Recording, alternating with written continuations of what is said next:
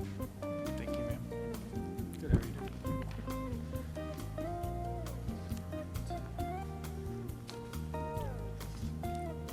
Thank you.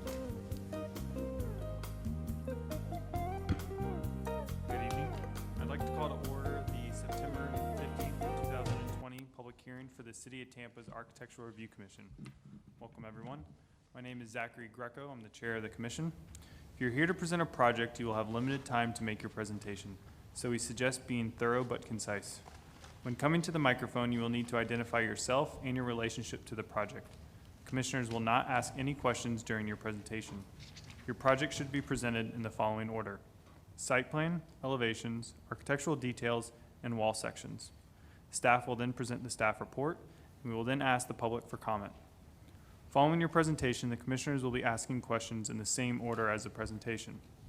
Please state and spell your name clearly if you are here to speak for or against a project. Your time will be limited to 3 minutes, so take some time now to summarize your comments because 3 minutes go by very quickly. The public hearing will then be closed. Following the public comment, the applicant will be allowed 5 minutes for a rebuttal. The public hearing will then be closed. The only comments which will be allowed after the public hearing is closed will be in response to any questions from the commissioners. Commissioners will then discuss the case and will make their decisions based upon the City Ordinance Chapter 27 of the City Zoning Code, the design guidelines, the Secretary of the Interior standards, the Historic Preservation Development Review comments, HPDRC, and the testimony given at this public hearing. The ARC can only act on items that are within our specific jurisdictional responsibility. Owners and agents are independently responsible to obtain any appropriate permits and/or approvals. If you haven't done so already, please silence all cell phones. And at this point, I'll ask my commissioners, starting on my right, to introduce themselves. Ashley DeCubis, I'm an attorney. Susan Clausmith, architect. Shauna Boyd, interior designer. We are also joined here tonight by city staff: Dennis Fernandez, Ron Vila, Elaine Lunn, Beverly Juisak, and Kamaria Pettis-Mackel with legal. Good evening, Commissioners. I'm Ron Vila. I'm staff with Historic Preservation. Under conflicts of interest and ex parte communication, Ms. Pettis-Mackel will address the board. Good evening. Will any of the commissioners please state on the record whether or not they have any conflicts of interest regarding any of the items that are listed on the agenda? No, ma'am. No, none. None. Thank you. And additionally, will the commissioners please state on the record whether or not they've had any ex parte communication regarding any of the items that are listed on the agenda? No. None. No. Thank you. Commissioners, on the agenda, we have one continuation, which is ARC 19-355 for the address of 407 East Gladys Street. This request was from the agent to continue to the November 2nd, 2020 public hearing at 6 p.m. And we need a motion for that, please. I move to grant a continuance in case ARC 19-355 for the property located at 407 East Gladys Street to the November 2nd public hearing. I second the motion. All in favor? Aye. Against? Motion passes. Thank you. And at this time, we're going to do the swearing. Everybody that is going to testify this evening, please stand up and raise your right hand, including staff.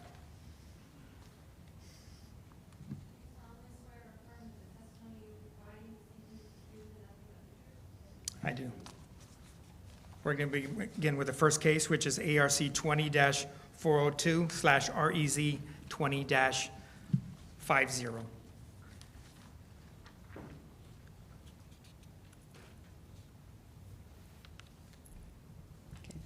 Good evening, Commissioners. Elaine Lund, Historic Preservation staff.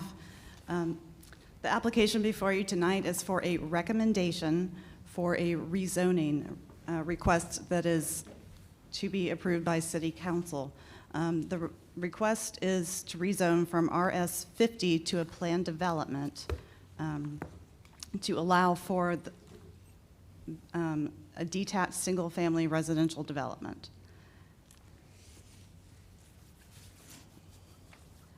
I'm going to go through the maps and the photos in a little slightly different order than you're generally used to. But to begin with, this is the the Tampa Heights Historic District there. It's in the northern portion of the district. So this is Columbus Drive here in the middle, and the house is located here between Central Avenue and Jefferson Street. You can see that a little bit better on the present-day aerial here, where the property in question is shown in green there. So you can see Central to the east and Jefferson Street to the west. The street approaching the parcel is Central Court, and south of that is Gladys Street. You can see the trees on the property there as well, and the slightly irregular development pattern in this area. This is the plat of the area, the Central Court subdivision. The extension from what was Palmetto Street here goes through. This would be Gladys now. You can see it included some properties on the south side of Gladys, and then the properties on either side of Central Court and on the west side of, Central there.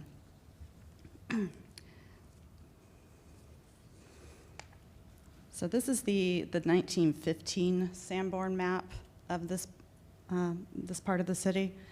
You can see at that time that there was some pretty regular development going on along Morgan and Jefferson Streets and along Elmore between Michigan, which is now Columbus, and Florabraska Avenue. The block where this property is located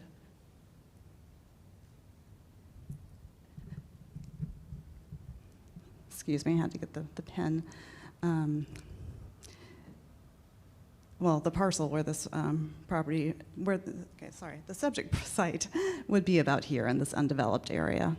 So at this time, all of this, which is, I believe, Lot 6, or the south half of Lot 6, was one parcel.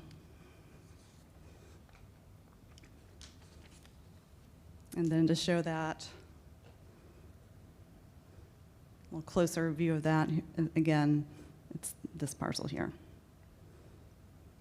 So this is Gladys as it went through, as you saw on the plat, and then Central Court extends up into just barely touching the Lot 6 there.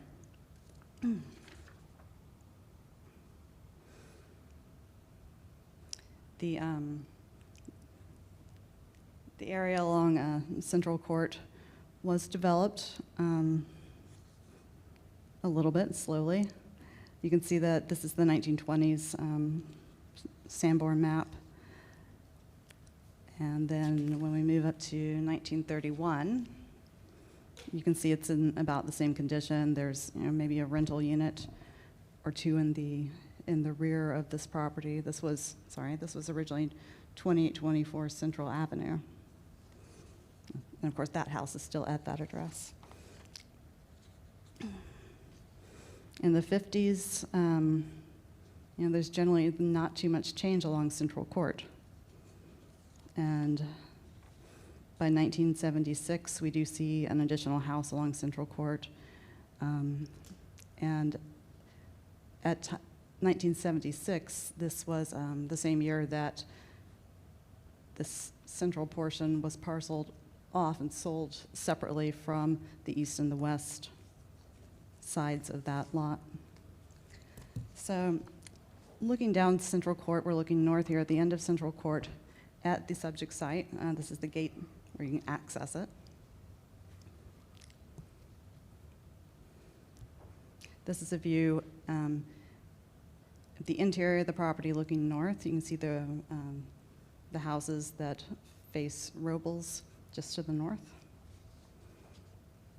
This is the site, looking at the site, looking west at the site. So what you see beyond there is fronting Jefferson Street. And then this is looking from the site east. So you see the backs of the properties at Front Central Avenue.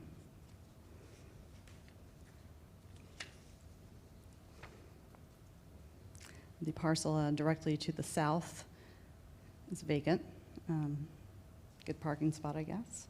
And then this is turning around, looking south down Central Court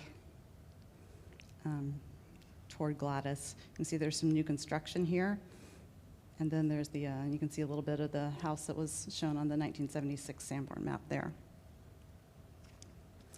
So again, this is a recommendation that this board is to give to City Council regarding the applicant's request to rezone from RS50 to PD. Your charge is to look at Chapter 27, Section 27113A2J.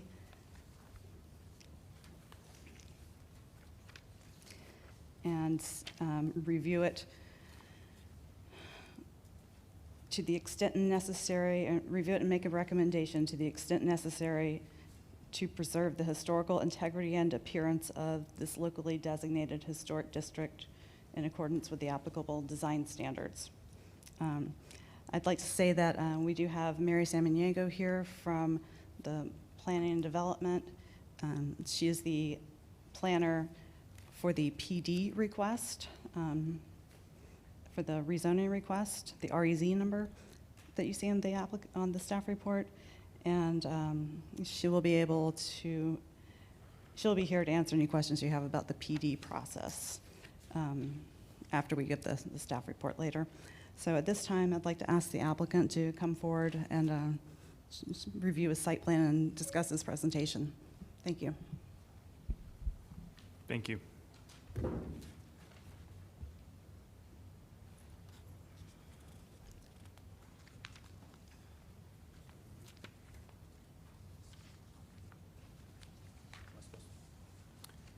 It will show up automatically, yes.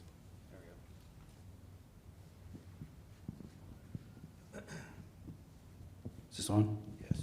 All right, can you see that? Yes. All right, my name is Chris Beckwith. The property is 2820 North Central Court. I am looking to purchase this property and build a residential house for myself and my wife. We have been working with the city for quite some time on this site plan. I have met with transportation resources, the tree resources, building, fire, transportation, everybody. We have worked on this endlessly to get it to this point. So the property is unique in its shape and where the street dead ends. So doing the PD process, it doesn't, that's why we're doing the PD process, because it doesn't really follow the RS50 zoning. Trying to keep the trees that are there and follow the zones that we need to stay away from them. The garage is trying to follow the RS50 60-foot rule. I know it's from this end or from the south end, but that's kind of where the entrance is. So trying to maintain those what would be standard setbacks and keeping the layout of the house facing the street there. The city has requested an extension of the road right there, which you can see that dark black block there. Actually giving an easement to the owner on the other side so that he can still get to his property from the end of the street. As they said, we've already been through the city council process with an approval. And that's really all I have. All right. Thank you. At this point, staff will present the staff report. Commissioners, in the staff report, you will note that there's quite a few standards to apply for your review here. You have the Tampa Heights Design Guidelines. These are the requirements for new construction and additions. This is on page 3 of the staff report. So I've sort of underlined the ones that are most applicable to the sort of recommendation we'll be making. So in a case like this, you're only looking at the site plan, and the scale, massing and building form, setback, orientation and site coverage, and alignment, rhythm and spacing are the most applicable to this request. In addition, I've put in the staff report the Secretary of the Interior standards for rehabilitation, generally 9 and 10 on page 4 are the most applicable to most of the reviews that we do here, where you talk about new additions and exterior alterations. The National Park Service issued in 2017 some additional guidelines for the treatment of historic properties, and this includes a section on the guidelines for rehabilitating historic buildings. So I included this, even though this is not, this isn't part of what you typically see when we review something like ad valorem applications. These are updated, but they're not from the same. They're not from the same exact document or same exact portion of the federal code that we normally look at for ad valorems. So this elaborates a lot more on the guidelines and recommendations here. So you'll see that they have some recommended and not recommended guidelines for new construction and additions when you're talking about the setting. And then there's also a section about related new construction, new exterior additions and related new construction. On below that, I'm talking about the additions and new construction, and this elaborates more on cases like this that are within a historic district or neighborhood.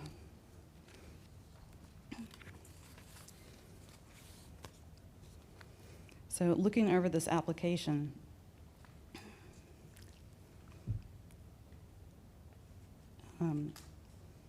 we had to review the PD, in the context of its specific request. I put the definition or the purpose rather, of the planned developments into the staff findings. So one of the purposes of a planned development is to allow development of land uses that are characterized by unique conditions or situations which other zoning districts cannot accommodate, including but not specifically limited to unusual physical or environmental features, transportation, access, etc. This particular site, and it's I'm going to put the aerial back up. So there's already a parcel here, which just means that it had been sold off separately from the rest of the other two parcels, the other two original parcels, but it's not really a buildable lot, and that's what makes it unique in this case. The subject parcel only has 15 feet of frontage on Central Court. In the RS50 zoning district, 50 foot frontage is required. So under the existing zoning category, this lot would not be buildable. The proposed PD establishes a new zoning lot, which makes it a buildable lot for the residential single-family detached dwelling unit and the one garage or accessory structure. I believe the applicant showed you where the access easement is, and there's also a turnaround for the for cars that reach the end of the road and realize they cannot go forward anymore because it's not public property. So the street, I believe, as currently paved is about 20 feet of pavement, and then that leaves about a little bit on either side. There's a 30-foot right-of-way there. So given the unusual placement of this parcel and its unusual relation to the street, we found it, the PD route to be the most appropriate for the applicant to pursue. Also, several of the recommendations and guidelines that are found in the Secretary of the Interior's guidelines for rehabilitating historic buildings speak to designing new construction that generally does not have a negative impact on the historic character of the district. So with that, when you're looking at what the charge is under section 27-113A2J,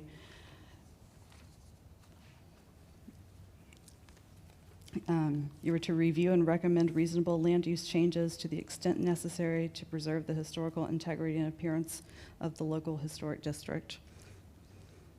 So with that, I'll stop talking and I'll be available for any questions you have. Thank you. Thank you very much. At this point, we will open the hearing to any public comment. Please remember the public is allowed 3 minutes unless there is additional time given. If you do wish to speak on this, what I would ask is to line up. We do have 2 spots, one on either end, and that way we'll rotate back and forth. Do I see 2 individuals that would like to speak? Okay.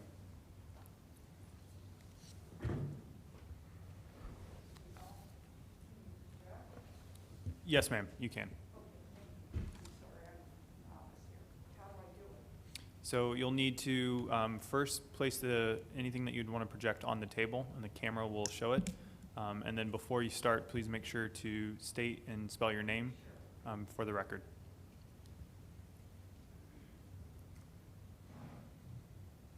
Can you hear me? No, can you please use the microphone? Thank you.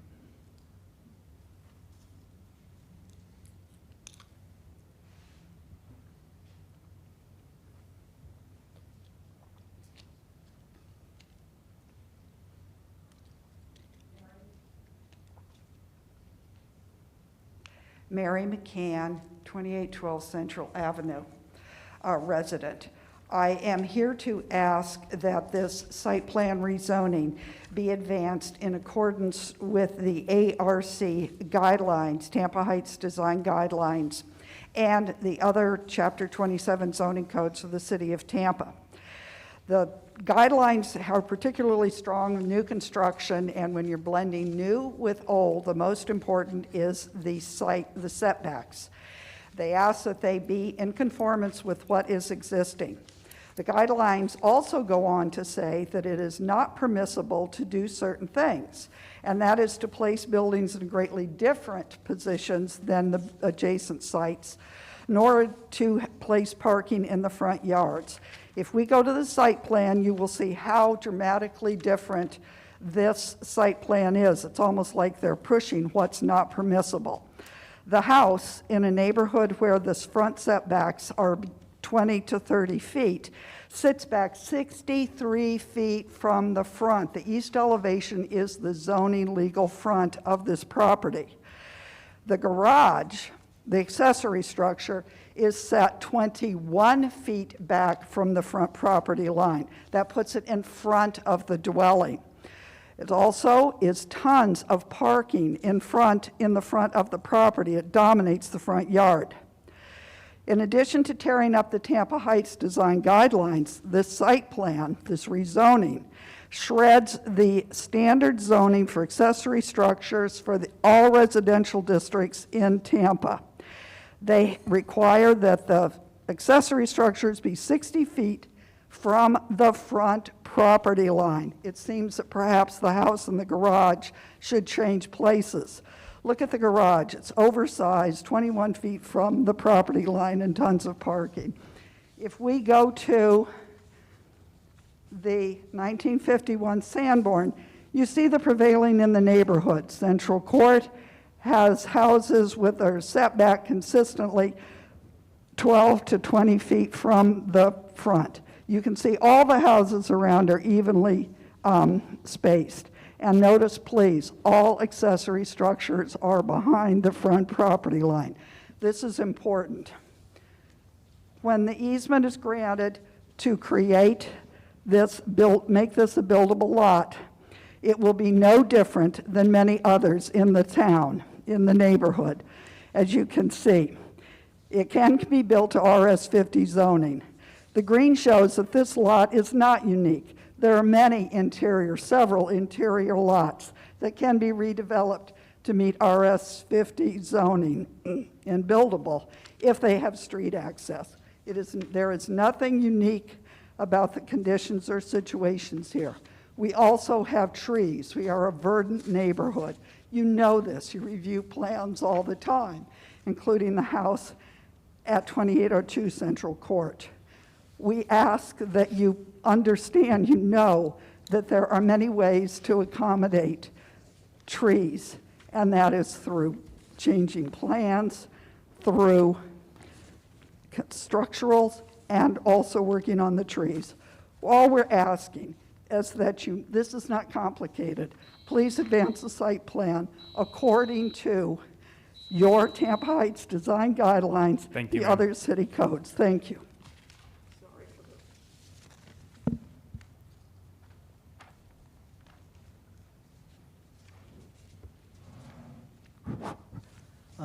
Good evening. My name's John Herbst. I live at 2714 North Jefferson Street, a couple blocks away from the current subject property. First, I'd like to state I am not anti-development. In fact, I've been in Tampa Heights since 2005, and I've seen it stall out and come back again and move forward. And I would really love to have you as a neighbor, and I've seen your house plan. It looks nice, but again, it is somewhat of a unique property in the sense that it is landlocked. But even if we push it to public development and make it a PD instead of within the RRC, the way I've read the rules is you're still supposed to look at the historical district around it and stay with it as much as possible. It doesn't fit the RS50 lot size because of uniqueness in how it's shaped inland there. But it doesn't mean it still cannot conform to the RC at this point. To the setbacks, it would look great if the house could move up and the garage going back somehow. I'm a big tree fan too. However, I think there's enough room to move it around. As it possibly looks now, you could place this out in West Chase or New Tampa. I see a little fountain maybe in front of the garage, you know, a little circle coming around. That's not what Tampa Heights is. So again, if you could move the property around so the garage is in the back, the house is up front. And usually I'm here, I am fighting the encroachment on the street, less than 20 feet. And now we're trying to bring the 60 feet back up front. That's all I have. Thank you very much. Thank you. Anyone else that would like to speak for or against? Okay.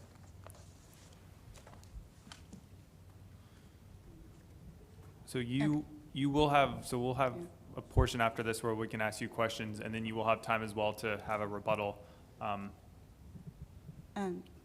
Commissioners, before you move forward, I would like to point out that attached to your staff report, there is a packet of information that we received via email for you to review. Thank you. All right, at this point, the commissioners will now ask questions. Any of my fellow commissioners would like to begin? Can we see the site plan again?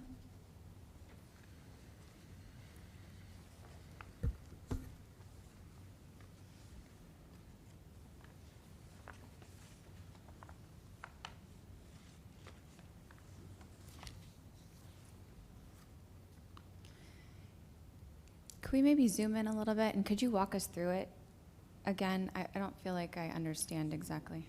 Oh, they'll do it for you, don't worry. That's perfect.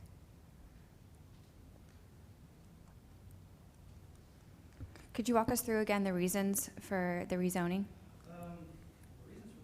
Excuse me, sir, Could you- can you use the microphone that's on the table? Thank you. The reasons for the rezoning are because it doesn't have 50 feet of frontage. They're calling the 15 feet of access the frontage. Okay, So that doesn't meet RS50. So that's why it was said we had to rezone it to PD. okay. And you're talking about the frontage from Central Court? from Correct. That dead-end Yeah. street? Okay. Yes. So And- again, I use the term, it is a little unique, even though somebody says it's not, that's what they're calling the frontage. Okay, So even though it's not the front, I know that is legally the front on the right, but the west side, the north side, and the east side are all somebody's backyards. Right. So by setting the garage there is no different than two lots that are backed up to each other. And again, we're keeping it 60 feet away. As far as the parking, the city made me put those red squares on there showing you parking spaces. I have no intention of parking 3 cars in front of my house. That's the reason I want a 3-car garage, so that I can put them in the garage. okay, so the structures, where the red spaces are is the garage? And Correct. then the larger structure sideways is Is the house, Okay. which the house faces the same way as the other houses on that street. Okay, okay. And the situation with the trees, is that where these, Well, I mean, that's where the circles are. So Okay. because of the oak trees, the city likes to keep them, we try to keep them. Mhm. Those are the zones that they want me to stay away from them. So I only have, that's my only access with a driveway. You know, if I were to put the garage in the back, now I have to put a driveway all the way around the house, all the way in the back. I mean, I'm probably gonna go over what the lot coverage would be. Mhm. And then also, I would like to possibly someday have a pool. So if Mhm. I put the garage back there, now I can't put a pool in because I have the zone around the other tree in the corner. okay. I mean, I have laid this out many, many times in many different ways. Mhm. And again, with the city's help, every department at the city, building, natural resources, transportation, all of them. Okay, thank you. It's helpful to see a little bit closer. I don't have anything else. I have no questions. May I just confirm that we'll see this again for a certificate of appropriateness? Today, we're only talking about rezoning. That's correct. Okay. I don't have any questions. It is important, though, once it is rezoned to a PD, some of the conditions that we would typically look at, just to make sure we're all on the same understanding, are locked in place. So similar to setback orientation, site and coverage, massing and building form would be set. And then at that point, we would only be able to look at the, trim and detail, facades, those kind of things. Mhm. So if you have any questions kind of for those first couple of guidelines. I guess One I page. do. What is this, so the setback of your house, as shown, is 60-something. 63. How does that, what is the relationship of the 61 feet to the neighbors to the south, or the other neighbors on the street? There isn't one. The lot next door is empty, which may be built on sooner or later. The next one south of that is probably whatever the 25 to 30 standard is. But you can also add the 15 feet of where the driveway is to this lot. So if I were to line up with that other house that's being built, I'd be like 40 feet back. So again, that would push me right up against the limit on that tree that I have to stay away from. And then again, the garage was laid out to be 10 feet away from the house as the guidelines require. Yeah, that is something that we typically consider, as far as the character of the neighborhood. Mr. Chair, Yes. I have a question. I believe you stated that as submitted, the site plan would be, and the setbacks that are shown would be accepted if we accepted this PD rezoning. That's my understanding. So there's a letter that's been entered into the record that states that a Mr. Cotton with the city, who's the zoning supervisor in November of last year, stated that although we could approve the PD zoning, it did not have to include a building layout plan. So that brings into question whether or not we are truly locking in this site plan if we approve the PD. Well, once the PD has been approved by the city council, my understanding, maybe staff can clarify on this, once the PD has been approved, when it comes back to us to review for certificate of appropriateness, we're not going to look at where that building sits. It's more of the details and where everything is. That's been already approved. Go ahead, I'm sorry. Mary Samaniego, Planning, Design, and Development Coordination. The PD locks in the building envelope. So that would be, the building envelope is created by the individual setbacks. So the site plan today would lock it in? Yes. Okay. That being said, I do have a question. Were alternate site plan layouts considered, and if so, do you have those with you? No, they were not, and again, I've gone through this for 5 months. I've paid to go do the PD process. No one has ever told me I had to be here to present this to you, or else I would have worked up something else, if I could. Or if you had told me no in the beginning of the process before, I've spent $4,000. I paid to go to that meeting. It's a $3,000 application, and they've approved it.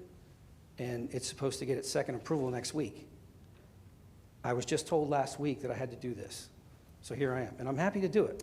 And I'm happy to work with you. I'm very sorry to hear that. That's been I'm your happy to work with you, journey. but what, I have you no know. further questions. Thank you. So could we real quickly go back to the site plan? All right. So if I'm understanding this correctly, and you have said you've kind of walked through multiple options, so let's maybe, since you don't have them, kind of walk through them verbally.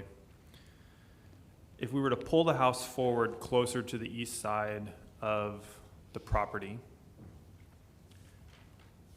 you do have that tree on kind of the southeast corner. So realistically, that house could only come up to about that circle point if we kept it on the south end.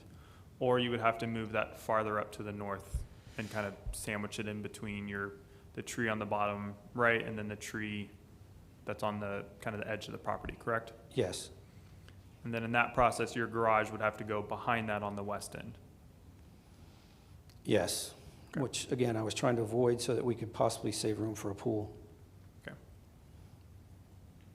And also, again, the driveway going, I only have the one entrance. So if I move the house forward, I now have to go around the house to the back. And then, obviously create a driveway to get into each bay of the garage, which can be done, but I'd have to do the math because I don't want to go over the lot coverage either, creating that much more driveway. Okay. Do the commissioners have any additional questions? What are the setbacks for a pool? Can someone? Setbacks for a pool are like 3 feet. It's 3 feet. But again, I have to stay out of that tree zone. Yeah, That's my concern This back there. one over here. Right, the one Yeah. in the back corner. So that's why we've left that 30 or so feet in the backyard and maybe 50 feet wide there. I'm not going to build a pool that big, but Yeah. if I put a garage back there, Mhm. I have no room for a pool, Right. even if I pull the house forward.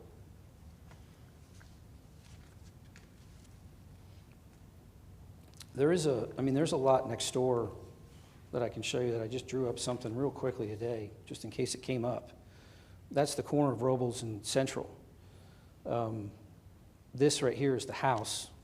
This right here is the detached garage, which is not 60 feet back from the front. That's a pool right there. These are two accessory structures, which is almost like 95 feet wide. So there are other,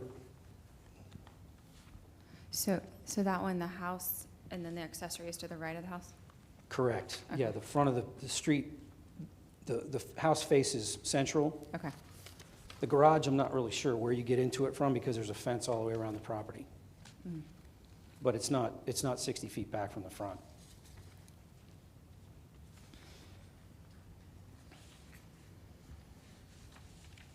Central Court's also a dead-end street.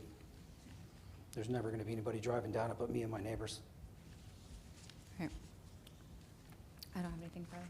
Any additional questions for either the applicant or staff before we close? Okay.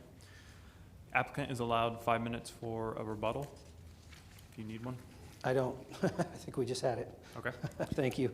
At this point, we will close the public hearing and the commissioners will now discuss the case. Would Commissioner like to begin?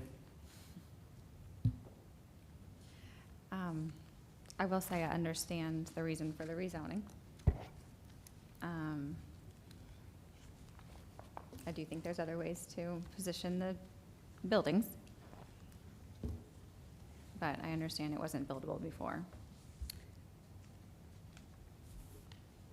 I think the potential owner was misled, and was not given due process. And I find it very, very disconcerting to hear that we're out of sequence. And here he is at the end of a long journey in his mind. And, you know, this seems to be the cart before the horse scenario, and I'm very sorry for that. I do believe that there are other solutions. I don't see it as an unbuildable lot. I do not find it uniquely a situation that cannot be figured out. And that's my opinion, professional opinion. I understand based upon the 15-foot frontage and requiring a 50-foot frontage for the rezoning. What I'm struggling with is approving or making the recommendation for this to move forward is locking us into this site plan, which I'm a little uncomfortable with for a number of reasons. I can't, based on the presentation that we've been given, clearly understand the relation of these two new structures with the adjacent structures or the structures of the surrounding area, as well as the content sort of the two houses. We typically don't approve 3-car garages facing the main street. It's a large accessory structure we just don't have a lot of details. I also am sorry that might not have been relayed to you up to this point. I feel badly for that. I'm uncomfortable with locking us into the site plan. I would also agree with my fellow commissioner. I feel like other than whether or not the process followed the right steps, I think there are issues fundamentally with the design guidelines and adherence to that. There are reasons why we nurture historic districts, both local and national. There's certain characteristics, and even with dead-end streets, the way that one moves about a community such as this, there's a certain sensibility, and there's a language, and it's when you sign on the dotted line in one of these communities, you understand that those guidelines exist and there's a reason for them. And there's just too many things with us being held accountable for the site plan we were given today to consider, to honor that.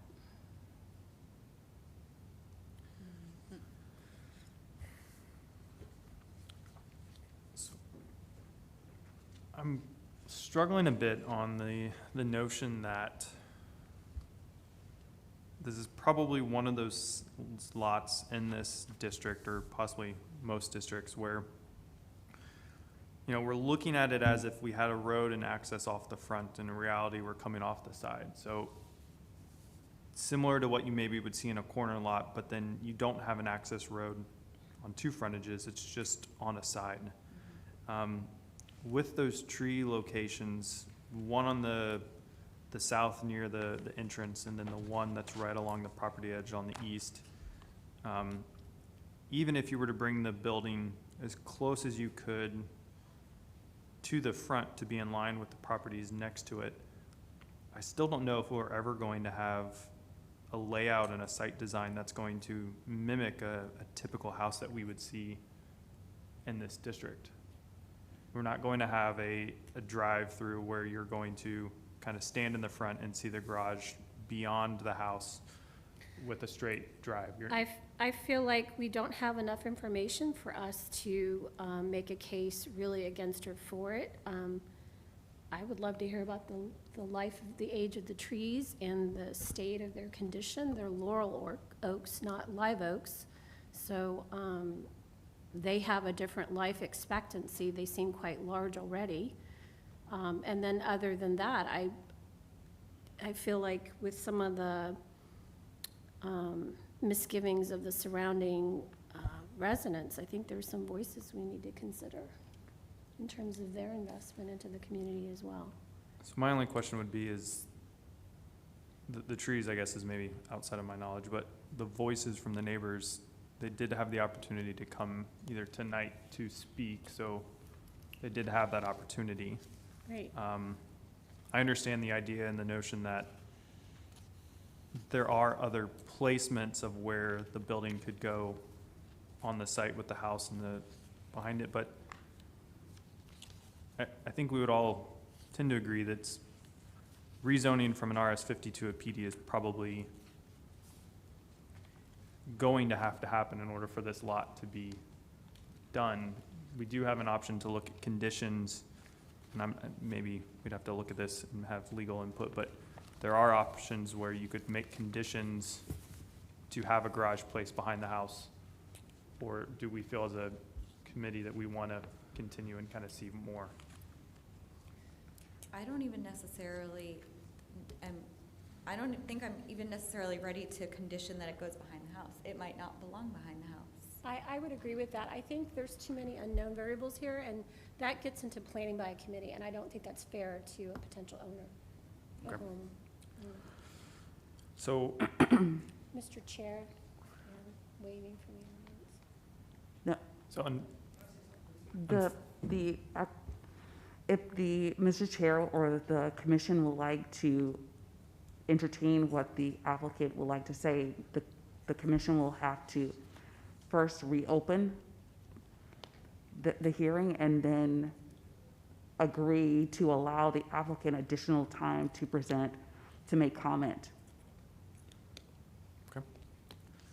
Because the meeting is closed, this meeting is closed, just so that you're aware. Mr. Chair, my feeling is explaining to the applicant what next steps are Okay. possible, and then considering whether or not we should reopen. okay, I didn't hear what was, Do we need to make a motion to reopen? yes. yes, Okay. So we would need to make a motion to reopen if we want to, and then the amount of time we would like to provide the applicant in that motion, So we should probably reopen and give him his rebuttal time? Because he didn't take it. if that's the motion you'd like to make. My comment was we should explain next steps, the possibilities of next steps for legals. I'm sorry? So what do you mean? I just wanted to clarify what my comment was. Oh, okay. I think you didn't hear me completely. I'm not following, I apologize. Yeah, I don't understand what you mean. Do you want us to not, you want It's to keep it okay. closed? I was not moving to reopen. I was stating that I feel like it might be better to explain to the applicant what the next possible steps are. Well- That's all I was saying. For the record. Okay, So legal, we can't really do that though without opening the hearing again, right? Well, it's not within your purview to explain what the next process is. What's before you is to make a recommendation whether or not, to move forward to city council. Staff can certainly talk to the applicant about what the next step moving forward is, but that's not what we're here, what the commission is here for.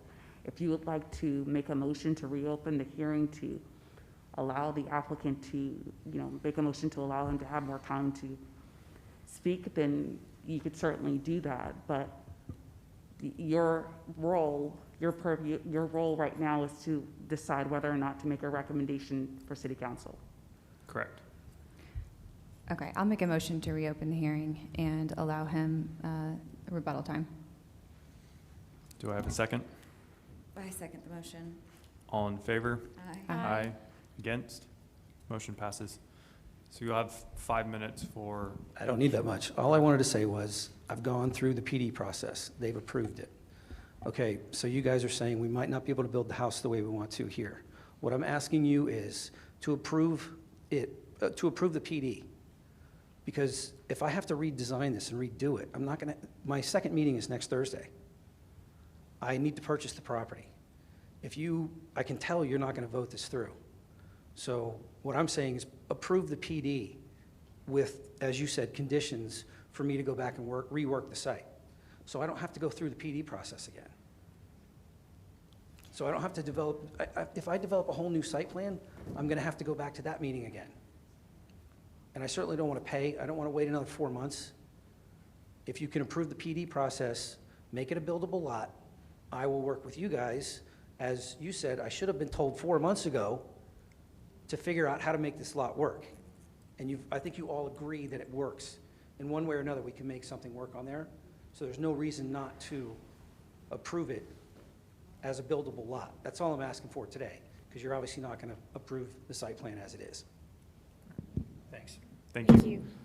All right, the public hearing will now be closed.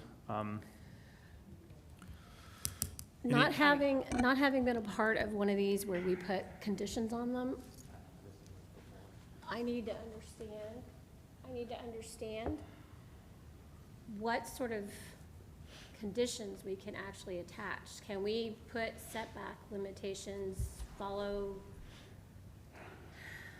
the district and the historic precedents? I mean, how specific can we be? I don't City know who Attorney, that do you goes want, to. City Attorney, would you like me to answer that? Yes, please. Okay, thank you. Mary Samaniego. Yes, you can certainly make recommendations based, again, as your staff indicated, on the Secretary of Interior standards of what you are to consider. So you could make recommendations as to setbacks that could be increased. Again, as far as the PD is concerned, the garage and the house could be anywhere within the building setbacks. So the site could be manipulated or massaged, rather, to kind of adjust the placement of the garage and the house within the building setbacks that could be increased. And that could be a condition of the PD that would have to come back through ARC through the normal certificate of appropriate process. So really, you're creating the building envelope. The building envelope could be increased. Do you understand what I'm saying? But it still sounds like they could come back and say, we can't make it work any other way except for what we showed you today. Correct. Also, if I may, if there are any other specific questions you have, I know that there was testimony given that there's like uncertainty about what they're proposing, or there are questions that you might have. I have the site plan and I have a full staff report if you have any specific questions about the trees or any other elements of the site plan. The trees. Okay, thank you. So I do have a question actually about the trees. Are they trees that cannot be removed, or is that a possibility? Mayor Samaniego, again for the record, all the trees that were on the site plan that are within the circles, the protective radius, are required to be preserved. Okay. There's an arborist report, they've been deemed to be preservation worthy, and the Natural Resources Department has done 2 full reviews on the site, and those trees must be preserved. Thank you.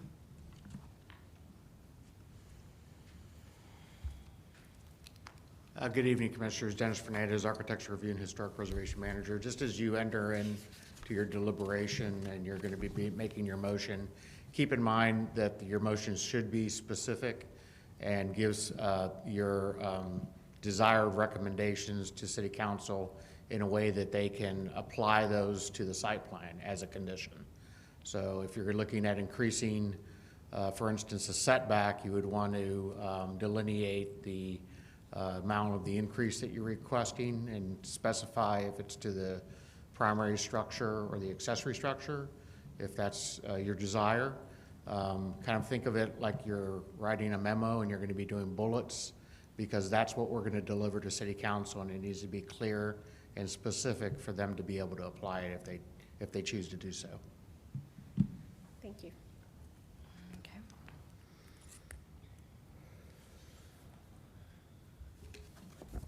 Any other additional comments or discussions? Maybe just a quick recap. Yeah. So, in communicating to City Council, we have concerns about setbacks. Excuse me, Madam Commissioner. Mr. Chair, did you close the I don't know that you closed the public hearing. I did, but I can close it again if. Okay, I'm sorry. If you close it, then. All right, public hearing is now closed. The commissioners will now discuss the case.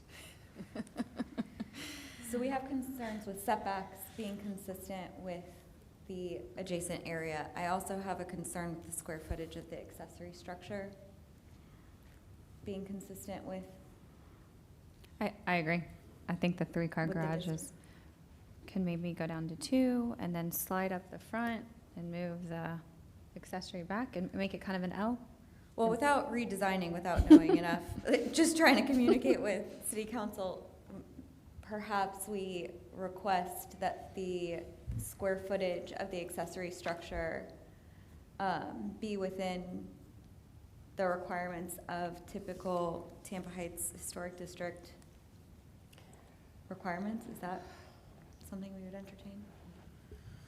I don't believe the guidelines are specific on sizes for accessory structures. Well, so, but. Yeah, so the accessory structure is based on your zoning. Zoning, So if right, it's an so, but if we're RS50 changing it from an RS50, which typical houses in the district would sit under, to a PD, which has different requirements? That's correct, Could because we typically. suggest that the accessory structure be in line with RS50 requirements? Maintain an RS50, Requirements for the be in alignment. accessory structure? I guess I would have a question then. And that's in order to sort of maintain the district. Yeah, I guess I have a question then for legal about that is, the zoning is what governs the allowable buildingable area. Right. So if it is rezoned to a PD, PD is what governs that area and not Right. a condition on this stance, correct? So just as staff has said, if you want to make conditions within the PD purview, if that is what your recommendation is, then you're welcome to do that. But So- if I hear the Madam Commissioner saying to possibly condition a PD approval based on an RS50 condition. I'm sorry?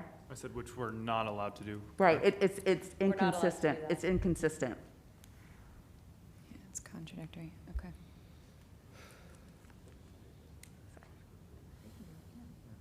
We're trying to make it work. Yeah, I'm trying to get creative, I don't know. If I may, Yes. I'm so sorry, I'm not trying to interrupt No, your thank you. discussion. I'm just trying to clearly lay out what, in my professional experience, you can do. So you can certainly make a recommendation to city council saying that, because the PD site plan is not officially approved. It has not received final approval, so you can still make changes to the site plan before it goes to final approval at city council. So you could say that you want to change between first and second reading of the PUD ordinance, that the square footage of the accessory structure be reduced to that of the RS 75 standards, which is 15% of the minimum lot size of 5,000 square feet. Which I don't have a calculator on me. I think that's RS 750. 75 or RS 50? RS 50, I'm sorry. Okay. Thank you. And so that would be 750 square feet. And then the typical height is 22 feet in height. It's 15 feet standard, but if you're in a local historic district, you can increase it to 22 feet. So then for I have a, accessory structure. I guess I have a question then about that is, the zoning is what dictates the buildable area on the site. So if it's a PD, it has to basically match what the PD allows by city code. No. So, For a PD site plan, the developer is creating their own design.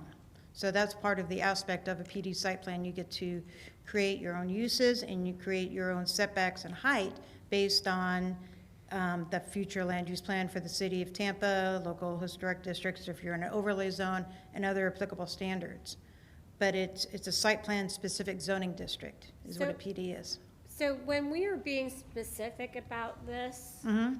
we need to be specific that the use is for a residential, single-family residential use as in compliance with the current zoning or land use? Yes, the PD, for this plan development, the proposed only sole use is a detached single-family residence. Well, we need to be specific about that even when we state whatever we state.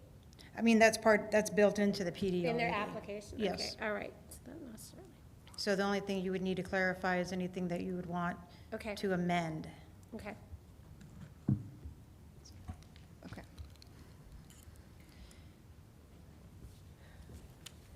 Okay, so the first condition would be that the accessory structure be minimized.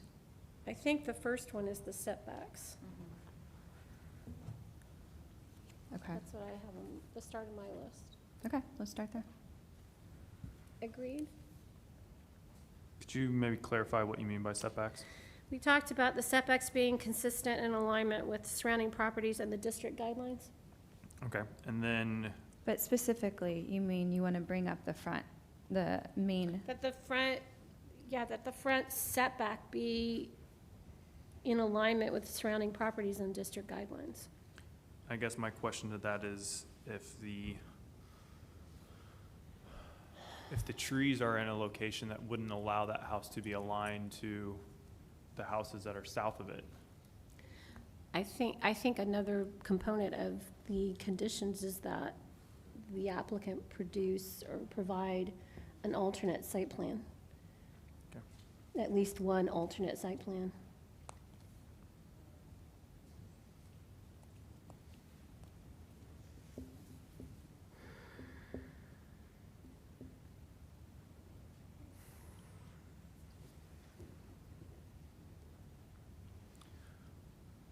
What was the next condition that you had?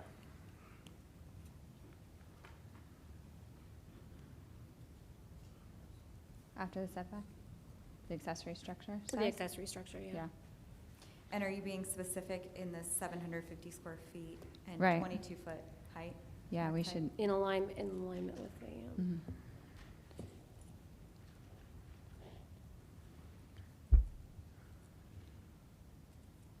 That's really it, right? That kind of fixes it? Is there anything else? yeah, Those are my like glaring Those were my two, concerns. yeah. It seemed to me that it's very hard to tell from just the site plan. Yep. But it seemed to me that the size and at least the planar massing of the proposed residence structure was in alignment with the surrounding structures, at least what we could tell from the satellite imagery and the Sanborn maps. Mhm.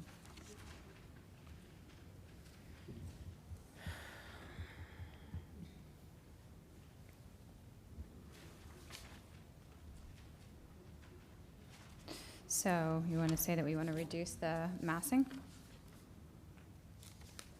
Well, the massing of the garage was out of place with the district consistency, but Or the the scale? residents seem to be conforming without elevations and that sort of thing. Or that square were- footage, like we don't have square footages.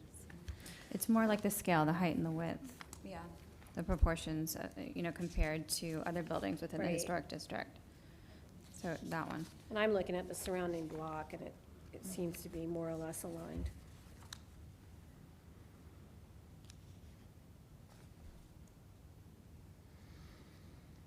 Okay. Anything else? I can't think of anything else, because the other things I have questions about, we would have to review in an ARC, Right, And the certificate of appropriateness? Right. Yeah. so. right. And the applicant will be walked through that process prior to you returning here That's correct, for a certificate of appropriateness. correct. Okay. Who wants to state it? You wrote it down. You have all of the notes. You're the legal voice. Commissioners, just Yes. to add one caveat to make a challenging situation even more challenging.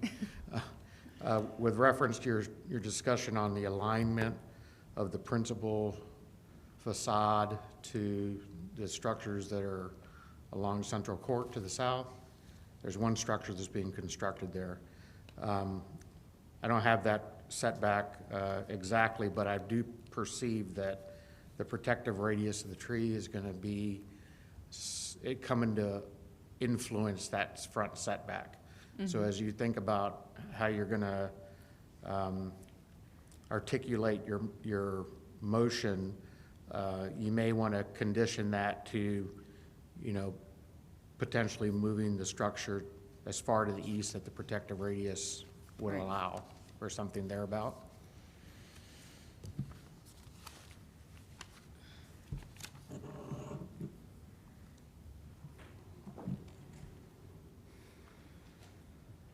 So right up to that 15-foot radius.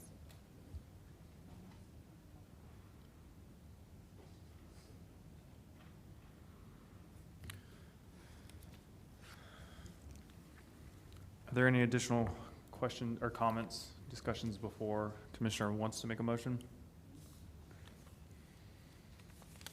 And again, it's just for a recommendation to city council, and that language is at the bottom. Yes. Do I have a commissioner that would like to make a motion? I can try. What was the last thing we said? The scale, right? Hold on one second. I can do it. Let me just.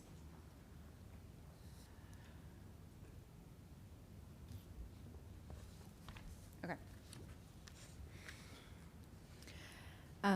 I move to recommend to City Council to approve ARC 20-402, Res 20-50 for the property located at, 2820 North Central Court for the proposed rezoning from RS 50 to PD with the following conditions. That the main structure of the home be moved as far to the east as possible, as close to that 15-foot radius of the tree as possible.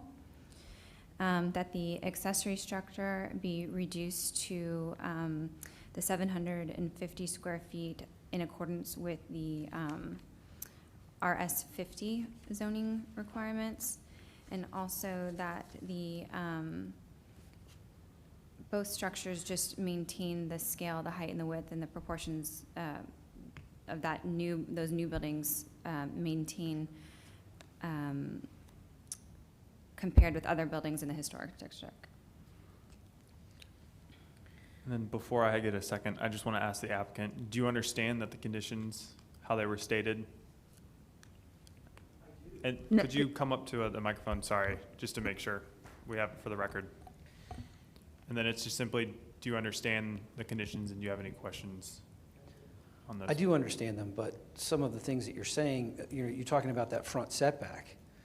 The house that's under construction, the front property line of that does not match the front property line of this property, because it dead ends at the end of the street. If you look at that site plan, you can see that. We understand. So if you're telling me I got to follow the same setback, the two houses aren't going to line up. I think the condition No. was stated that to try to move the house as far to the east as possible, understanding that there is the tree radius there. So we're not asking you, or the condition was not stated to align, it's just to pull it as far towards the east as possible.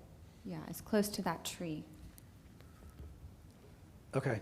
I guess my question is, can I draw a site plan and come meet with one of you guys before I have to go through this? No. No, I'm Before I have to go sorry. through this You have meeting to meet again? with staff. Yeah, I'm sorry. Jesus. Does the can you put on the record whether or not you understand? Yes. Okay. Okay. And we just need a second for the motion? Oh, Second the sec- motion? All in favor? Aye. Against? Aye. Motion passes. Thank you.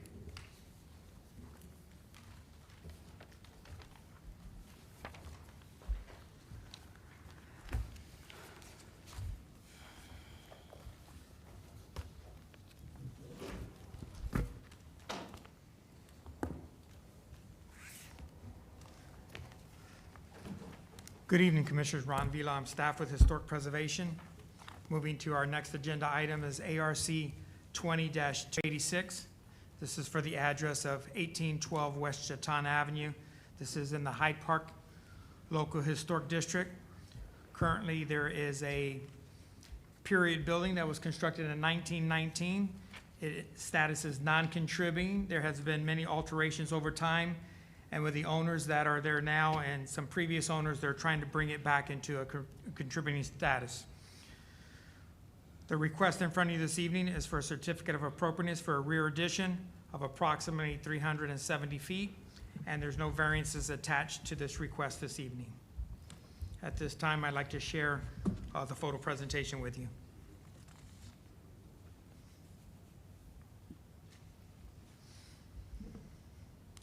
So here we have the Sanborn Map from 1929. The property in green is the parcel in question. It does face Chaton, which is to the north. You do have an alley that runs east and west behind the property, and the abutting cross streets are Albany and Fremont. If you look on Jeton, there's a unique vernacular and fabric that is maintained only on this vicinity here along Jeton. There was a builder in the early 1900s that chose to have masonry over frame construction, and it's indicated here on the Sanborn map. You know, at times I reference the Sanborn map for the accuracy that it has. If you look at the structures along the block, the majority of them have red, which indicates brick or stucco, and then the second story or the pop-up is in frame. That is indicated here, here, here, and here. And nowhere along or within Hyde Park you have that fabric that is tightly woven as it is on this block. Here you have the primary structure along Jeton with a detached accessory structure that was approved by this board, I'd say about a year or two ago. Some of the challenges that this parcel has is that the placement of the pool, when you looked at the accessory structure, it was a challenge to get an accessory structure of any size in there. And then the addition that they're doing here is to the rear, and it's held to 370 feet, as I indicated. This is the primary structure, the front facade. Wanted to call out the columns that flank the front porch. Along the side here, this is where it's illustrated. You see the masonry base and then the framing up top. This is the west elevation that has the drive aisle. This is showing the west elevation a little closer. This is the casing around the frame portion of the structure. The application you're going to see this evening is a frame. It's not going to have any masonry to it. So if there's any installation of windows, this is the model that will be taken. This is the overhangs, exposed rafter tails. See a knee bracket. And then this is at the ridge at the gable and the gable vent. You see the lap siding. Just some of the surrounding properties. This is, as I indicated, this has a masonry base, and you see a little bit of the second story peeking up from the back. Once again, high-end craftsman home along that block. And just to conclude, a couple of street shots showing that there is parking along the street. It's a wide street, and it has a very nice canopy. And then just turning around in the other direction. At this time, the agent, Mr. Costner, will address the board. Thank you.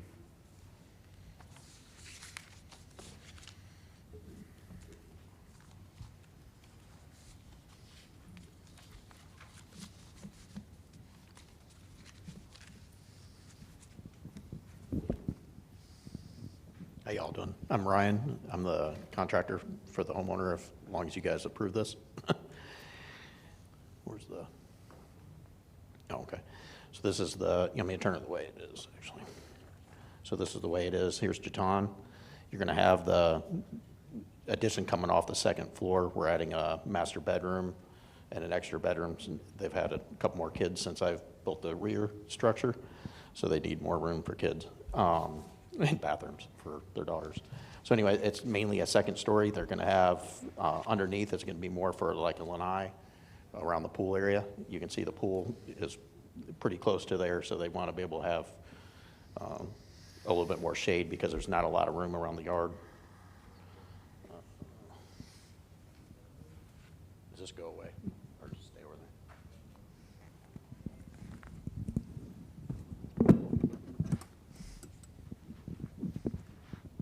So here's the existing, and then you can see the second floor just above here because there is a setback, or all the setbacks are the same, but the second floor actually comes in a little bit from the front on the side, about 2.5 feet on each side. So then we're gonna go with the bottom floor all the way back. So it'll be, on the back side, you can see it's going to be even on both sides. We tried to get kind of the column look on these back ones, and these will be, you know, consistent by the pool. Whether if you guys want to have the wood siding to match the second floor down here, or the stucco to match this, you know, of course, everything will be worked with you guys. It does show a pocket slider in the back. I know you all don't like those a lot, but that is what the homeowner really wants. So whether we do some kind of, figure out a door for that if you guys don't like the slider. Rest of everything else stays the same. It'll be the wood siding to match the existing, all the overhangs, everything will be the tongue and groove on the bottom, you know, open rafters. Just like you said, the 1x4s, 1x6, and then you'll have the 2x2s at the bottom for the window sash. The windows are all be the Jeld-Wen Clad. I'm trying to think what else. I think that's it. You guys want to see any other kind of picture, existing versus the new?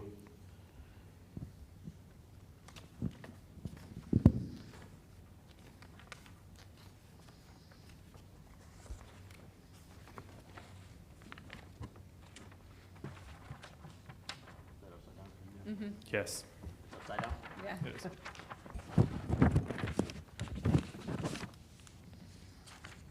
So you can see aside, this is the back of the house where the pool is. They have like a little lean-to here. That's where we're going to take that roof off and go straight up and then continue over this. So this will be, you know, bucketed in here. You're going to have, and come straight out. So that way everything looks the same for all the setbacks and there's no variances or anything.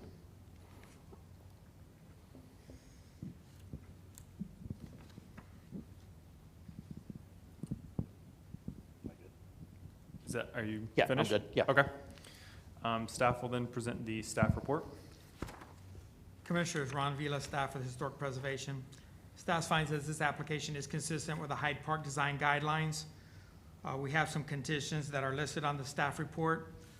I know that the applicant has a wall section that he could show you when we get into some questions. And he also has additional photos of some of the information that is requested as far as the lighting and the hardware goes that he could share with you as well. In reviewing the elevations, on what's labeled as the right elevation on the second floor, staff believes that there's an ability to put a window there to break up some massing. The operational doors that he talked about, sliders, are a condition that is usually not supported by this board. So we talked about different solutions, and if a collapsible wall system was to be entertained, that could be a solution. What we're looking for is when the doors are all closed, that they're in the same plane. When you have the sliders, you have the jogging of the doors that are atypical in the historic district. The drawings currently show hardy installation on the primary house and for the addition. I don't believe that's labeled correctly. The house has lap siding, which is wood, and if the addition is to move forward with a siding, that should be wood as well to complement the primary house. The columns in the rear we had been working on until this morning. The columns that he had were different. The ones that were simulated to you guys were different than the ones that were illustrated this evening. I still think that the columns in the rear need a little bit of work. I think simplicity would probably work with the columns if he would just do a column from the beam to grade and not have a pier and column system. Just keep it simple and a little more slender than trying to match the front column would be the direction that staff would have. Having said that, I'll be here to answer any questions. Thank you. Thank you. At this point, we will open the hearing to any public comment. All right, seeing none. The commissioners will now ask questions, starting. Will you go ahead and show your wall section and the photos that Ron referenced?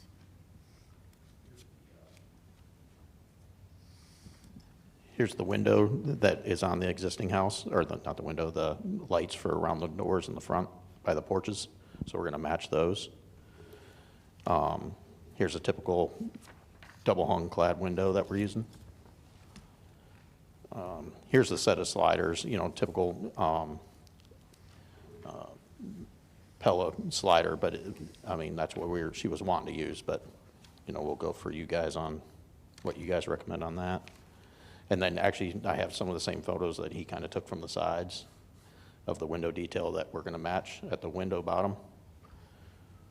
And then here on the door hardware, depending on what door we get, this is the door hardware we're trying to match, so we can stay consistent on the front of the house to the back. And the same thing with overhangs, the open rafters. As you can see, the bottom is 2x6, the tops are 2x4. So we're gonna and then if you look back here, you got more of a 2x6. So there's a bunch of different sizes. So I'm gonna try to stay with the 2x4 because it's the same size as the truss. So it'll match the front. And then Ron, on one of your pictures on the front gables, one showed a bracket and then the second floor didn't. So that's something I do need to know what the board would want me to do. One has no screen and gable look, and then the other part does for the design later on.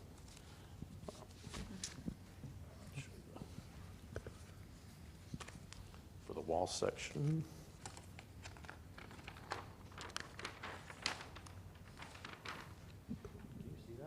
Bring it over there. Oh, you're good, we can see it. Oh. Yeah, so here's the wall section. So Can you're we gonna have the actually zoom in to the wall section, please, staff? Thank you. So here, depending on what you guys tell me to do, if you want to match the stucco on the bottom and then the wood, the siding on the top, or we can do either. So that's something that you guys can tell me what you guys would like.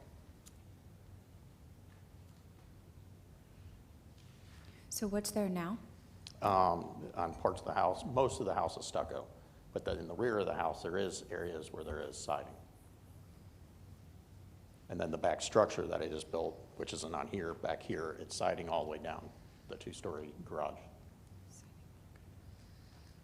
Can you show us on the existing elevations, or on the elevations that you have, where the house has the siding that goes down to? The back right now has siding all the way, the back right now by the pool area, and then actually these little sides of the existing on each side. I took this off, but where the side is here and here on the house right now has siding. And then from that 4 foot back all the way to the front of the road and around the front is all stucco. Okay. So there's not a ton of siding. There's more stucco from the sides and around, but there is areas. So that's the only reason we did it here is because the back of the house right now has it.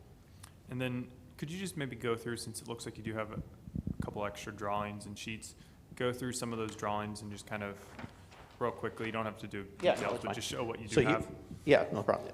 So this is the floor plan here. This is going to be the first floor, and you can see where the beams and the footers are going to go. And then the pool's, right here. So this is going to be that, and then here's the second floor, and this is how we're popping it out. So here's this line is the first floor, the existing house now of the first floor, and then that's the second floor. So we just lined it up with the first floor to the second, so that way we can get as much square footage, because we can't. We're very limited to go back. And then, so then that way they can have a master suite, and then we're just changing around the bathroom and laundry, so that way, again, they can have more bathrooms for kids. But then here is, like I was saying, here's the first floor, and here's where the footers are gonna go. So then you're gonna have a little bit of cantilever going past the, the footers on the sides.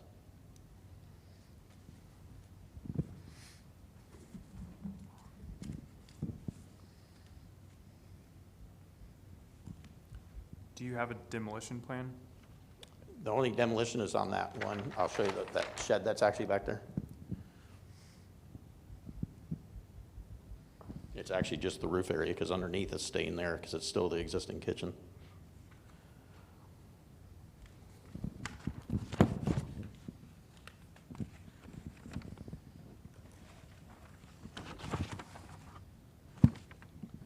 So you can see right here, this is actually part of the kitchen when you go in here. So when we remove this, their kitchen actually will go up about 1.5 feet, 2 feet, because right now it goes down on an angle on the inside of the kitchen. So now it'll be part of the new floor, so it'll be almost 8 foot like normal. So this is the main thing that's getting, it's really not the walls getting demoed, it's just that roof is coming off, and then the structure's going up higher.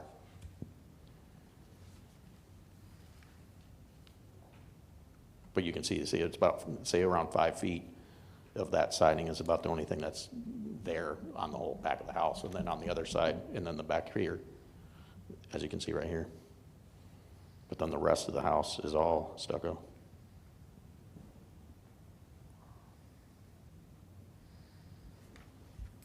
Do you have any pictures of the rear of the house?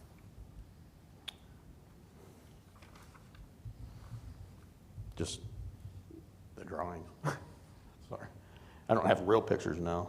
I mean, if the existing is right here, this is exactly what, It's just that two-dimensional drawings often don't tell the full story, so. and yeah, all we no, have- this is, I mean, all that's, we have are front images. and Yeah, the no, works that's of the fine. rear. yeah, that is, I mean, that's right to it, even has the outdoor kitchen we gotta remove and stuff. And pretty much where these windows and this door is, that's gonna be all one big door. And that's why she wanted to kind of open it up, so that way it's right there in the kitchen, nice and open door to the pool. Are you proposing 3/1 windows or just single pane windows? They have a couple different windows, so I was gonna match the back of the house, which they are now, because the sides have, some of them have the 3/0, and then some are, I mean, who knows if they've been changed before I've gotten there, but all the windows aren't exact. And which are you proposing? Whatever you guys tell me, I mean, it doesn't matter to us. So we don't recommend products. We only can ask what you're considering, and then as much of the details as you can provide, that helps us. Well, what's gonna change is if we need to put a window on the side, I'm gonna match all the windows to the side of the house. Because if we put a window there, then I want that to match the back. But right now, if it's the back of the house, I'd like to match the building that we just did, which is, you know, clear over clear. So I do agree with staff's recommendation to add a window to that massing. She's gonna love that. Can we Yeah, can we- look at the elevation that's in question? Because I'm not quite sure which elevation that is. Yeah, I want to look at where it is on the elevation, and then since we do have the floor plan, see where that would be on a floor plan. It would be in the, it looks It'd be like right the new here. master It's in shower. the closet. It's in the master closet. Can we look at the floor plan again, please? Thank you.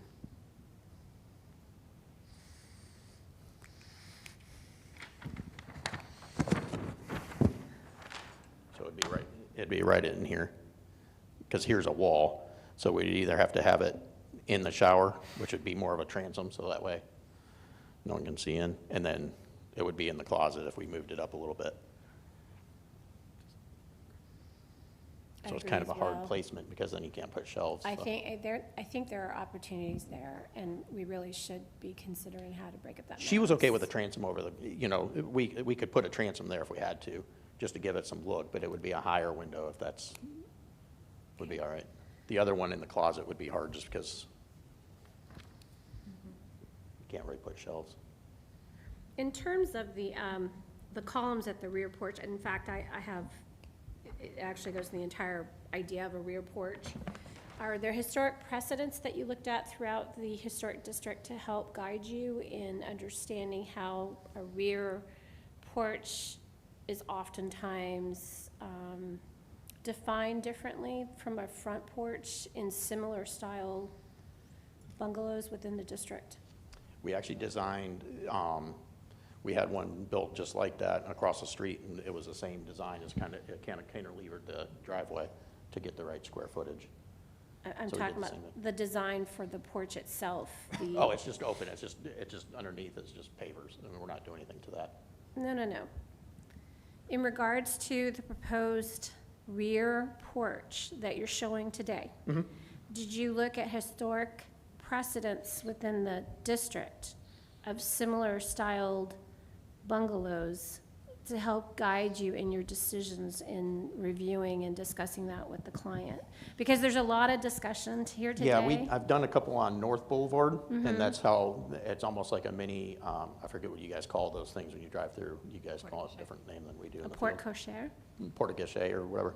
So that's kind of how we were trying to give it that design, because I know there's a few houses down in the one I designed on North Boulevard, that's the same kind of style with the tongue and groove underneath and finished.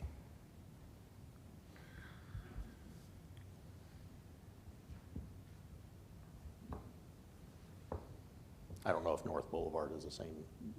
I don't know Yeah. what you, it's hard to have a reference. There was a question from staff about, or a statement from staff about introducing a beam reference on the rear porch. Do you have any idea? Yes, I did talk to a steel guy. I can get a steel I-beam and actually eliminate this, which they actually would love, because then it's just more room away from the pool. So that is structurally capable of just getting rid of this one and just having the outside, which, Ron, I'm sorry, is that what the statement in the staff report was referring to, is removing the center column and putting a beam across the two outer columns? Well, I think removing the center column will help out the visibility and the quality of life in the back. But if we could go to the picture that's on the monitor, when you incorporate a porch or front porch or a rear porch, you usually have this beam here that references an open space. That's what I was referring to. So this beam, and I think that in the drawings, that's what he was alluding to, and then terminating into the column. What he's trying to do is he's trying to remove that center column to have that visibility. Okay, so staff's comment is much more about the aesthetics and the stylistic defining features of the style. Whether or not you remove that center column, I think it's still the same statement. in the first Design-wise. design, we had siding all going all the way down here. And so then I redid this and made this more of like a beam look. So that's what's changed this morning. So this siding in the previous, on the first attempt, had siding going all the way down. There was no. And that's in that latest wall section that you showed earlier? Yeah, don't I mean, remember. this is just a one by, you know what I mean? This is just material that goes, the siding butts into it. Can we look at your wall section again? I'm sorry. So it's gonna show Can we with the zoom windows. in to the wall section in the middle? Right about there. Is this, This is gonna be more of the side. You're not gonna have, for the wall section for there, it would be going up. So it would be a different wall section, because these would be more for the sides. right, so this wall section does not represent, It wouldn't structure, yeah, because then this would be actually just where the beam would be and goes up. so would the, how would that beam be detailed then? Yeah, I would put it's a smooth 1 by 12, and then you just paint it white, a different color than the base to make it look like a different facade. Okay.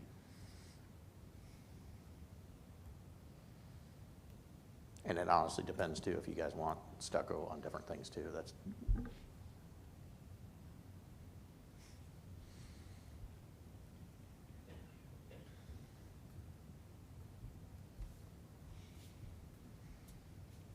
Any additional questions?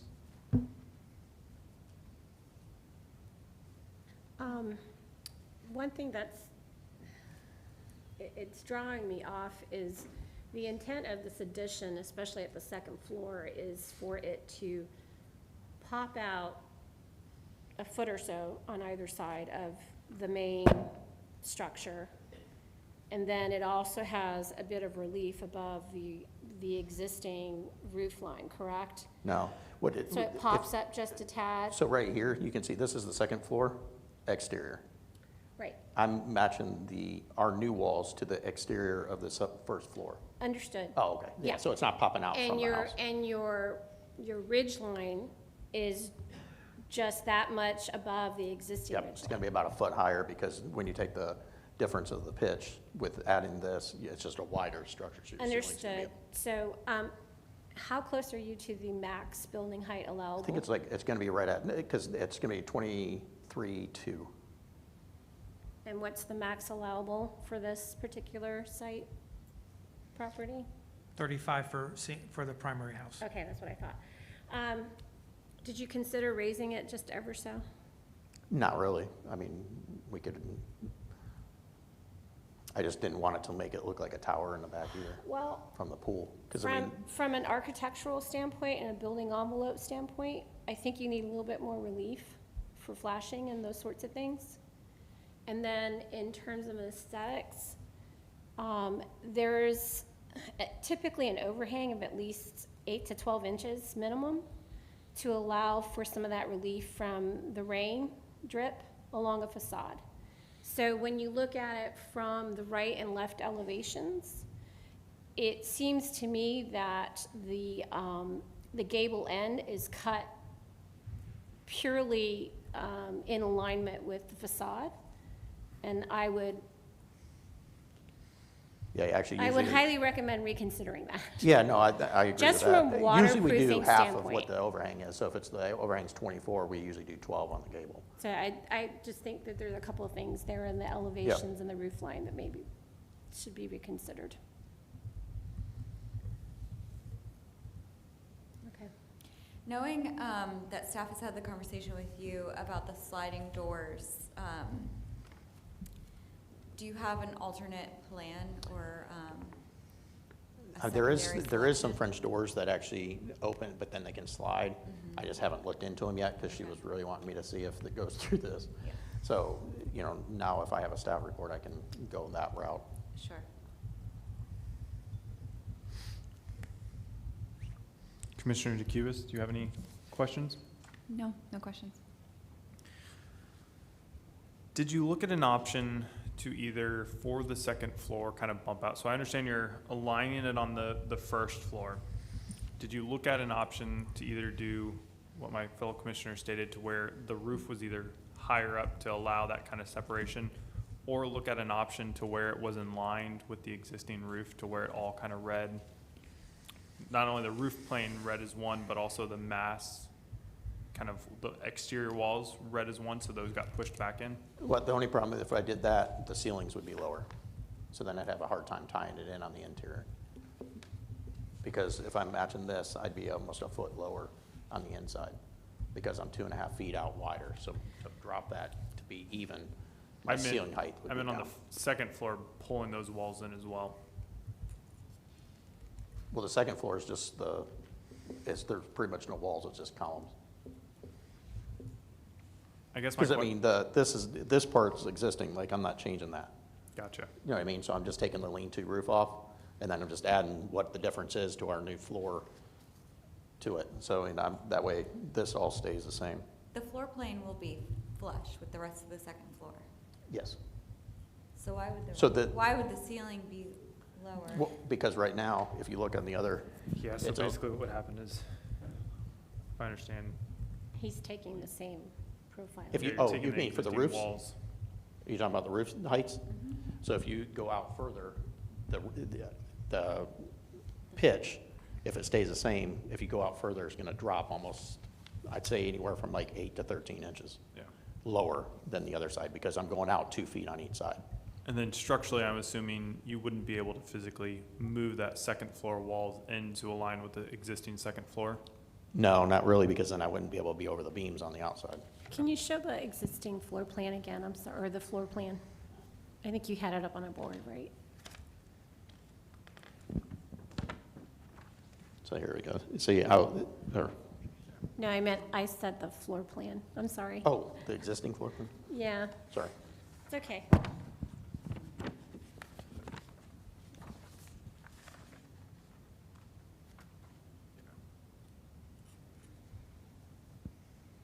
And you can see right here with this dotted line is that outside area where that lean-to roof goes down. So that's the part, this whole area, this roof is coming off, and then it's gonna go straight up underneath my new roof. So these walls here will come up approximately 2 feet, 2.5 feet. Okay.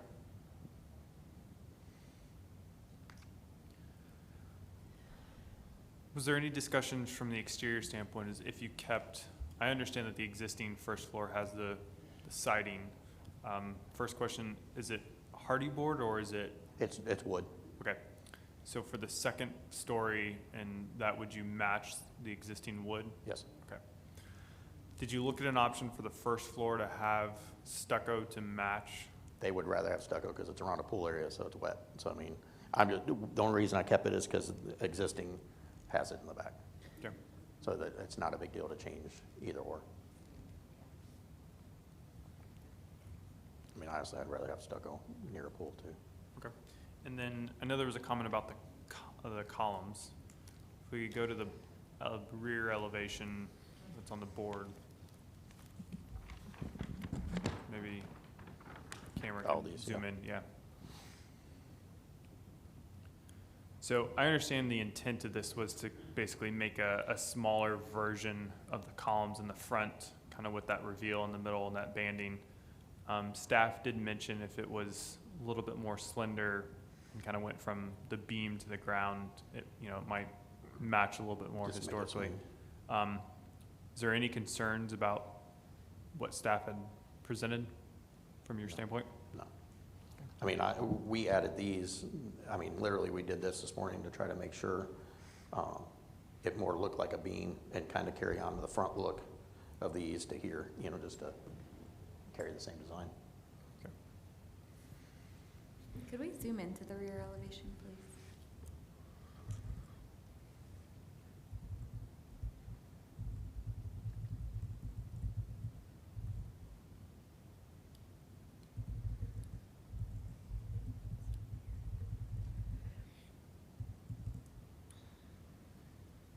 I don't have any questions.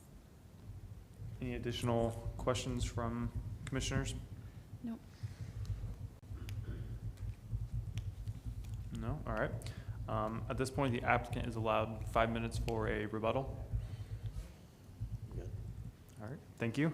We will close this portion of the public hearing, and the commissioners will now discuss the case. Anyone like to begin? So it sounds like we have a few things. I'm sorry? Sounds like we have a few things we want to condition, right? So there was a question about the final bracket solution, that it just hasn't been finalized yet, so that needs to be finalized. The applicant had said there were a couple of options on the facade, and Oh, yeah. he hadn't made a final specification for the brackets on the rear. Okay. I do think that a window on the right elevation would help break the massing of the addition. Mm-hmm. I think that the rear door specification does need to be ironed out to be more consistent with the district. And then I'm not sure if the drawings said that the addition was to have hardy board or wood, but I think that the wood has been discussed as the final solution.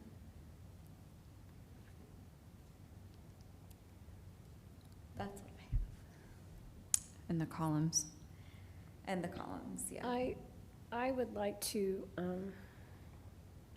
I actually think the elevation at the ground floor level at the rear, the window next to the door, the man door, Mhm. is just really odd. It seems foreign to the entire property. That is, I is believe that an that's existing existing. window? Is that an existing window that's remaining? Oh, okay. Mhm. Yeah, All right, that's- so the only new is the sliders, Yes. the big opening, okay. Alrighty. In terms of materiality, I think if the client would prefer stucco at the base, I would encourage reconsidering that. Even though the existing condition had the wood siding, there is the value of, the added value for the client, for the owner, in terms of that being a very wet area. And also, there's an opportunity to knit that addition more fluidly with the existing historic structure, so if that's an option, and the client really would prefer that. Other than that, I do feel like the roof line, for the reasons that I stated before, I think there's some architectural issues, waterproofing wise, building envelope wise, as well as just some comfort level in terms of what we like to call breathing room between the new and the existing ridge at the upper gable.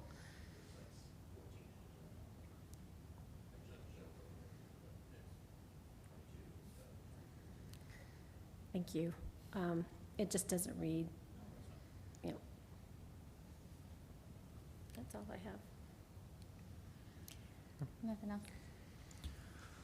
I would agree. I think the siding, you know, it was mentioned before, but as from a fellow commissioner, but the siding to match the wood siding that's on the house should be important. I would agree. The stucco finish to match the existing first floor is important.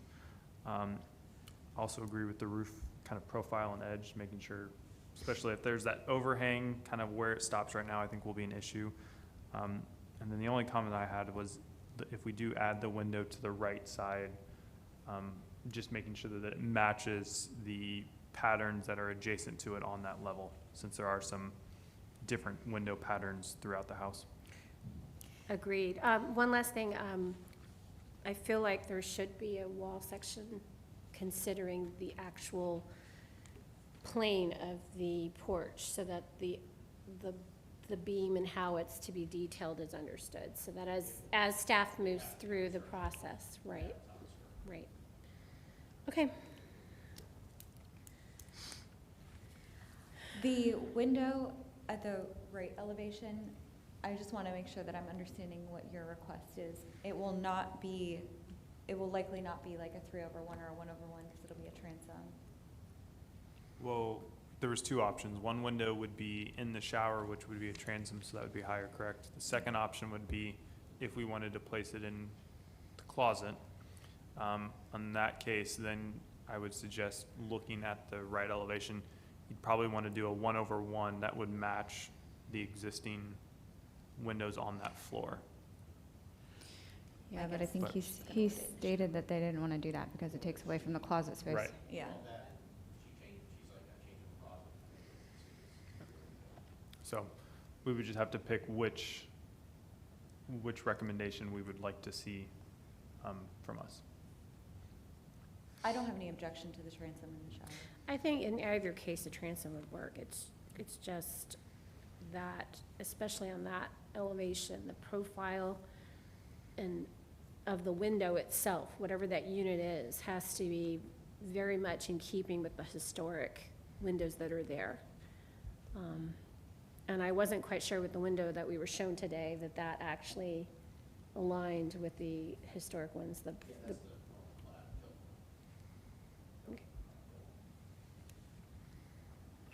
Okay. Any additional discussions? Would, if Commissioner would like to make a motion for the certificate of appropriateness?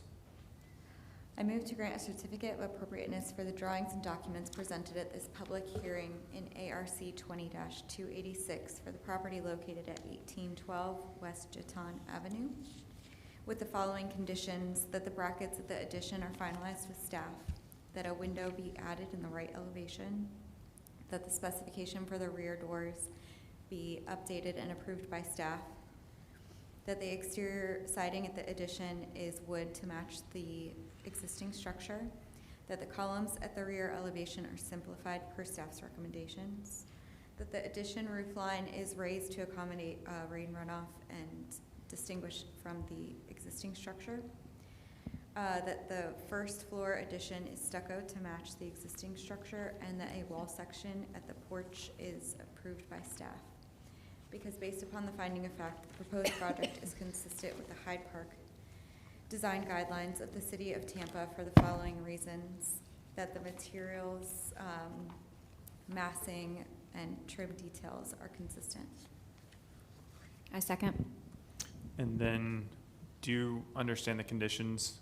And on record, can you say? Yes. All right, thank you.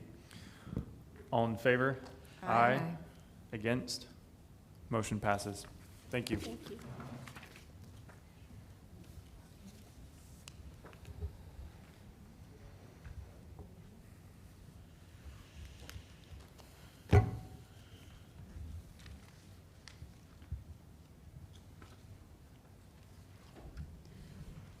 Commissioners, Elaine Lund, Historic Preservation Staff. The next item on the agenda this evening is case ARC 20-355 at 5507 North Sewanee Avenue. This application is for a addition to an accessory structure. It's a pretty modest addition, just at a little over 350 square feet. This is one of the Mediterranean Revival style homes in Seminole Heights. So it's a little bit of a change up in style from the usual bungalows I'm standing here talking to you about. All right, so to begin here, this is our it's our map of the Seminole Heights Historic District. You can see this subject property here in green. Hillsborough Avenue is about right here where my pin is.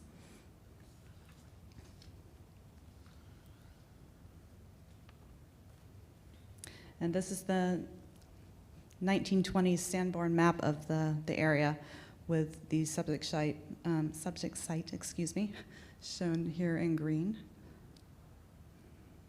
You can see the this is the existing house and the accessory structure in the same location where it is today. This is Sewanee Avenue, Sewanee Avenue and Comanche Avenue is the street to the north. Mohawk Avenue is the street to the south.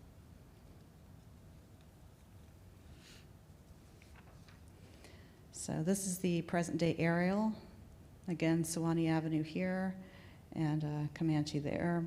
The red boundary line of the historic district is over here on Florida Avenue.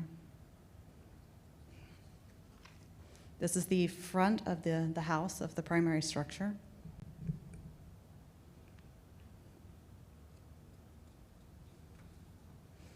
This is looking at its north elevation, so you can see the porte cochere. There's a little bit of banding along the, defining the porch wall, and just beyond the gate back here, you can make out a little bit of the accessory structure. So you can see that the accessory structure has the same sort of parapet stepping that the primary house does. This is the south side of the primary structure.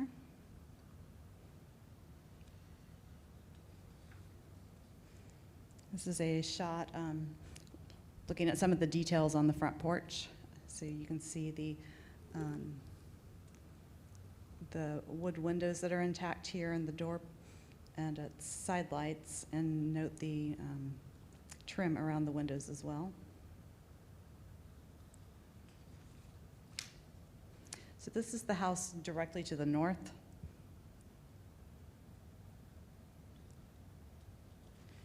And this is the property directly to the south. This photo is a little dark. And this photo is looking across the street.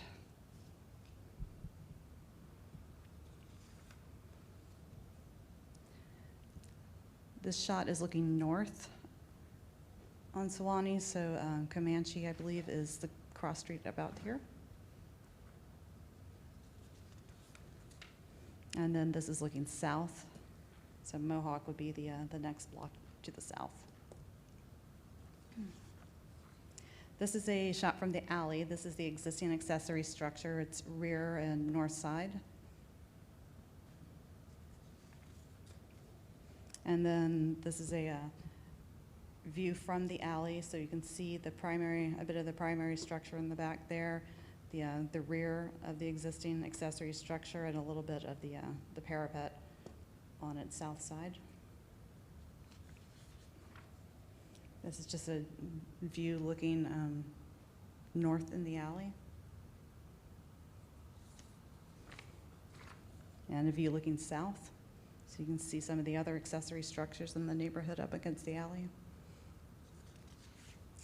And it concludes my photo presentation. So at this time, I'll have the applicant make his presentation. Thank you. Thank you.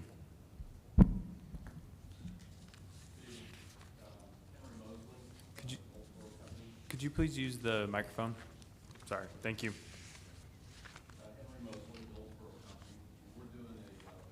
Sir, can you just flip the switch on there and it should turn off.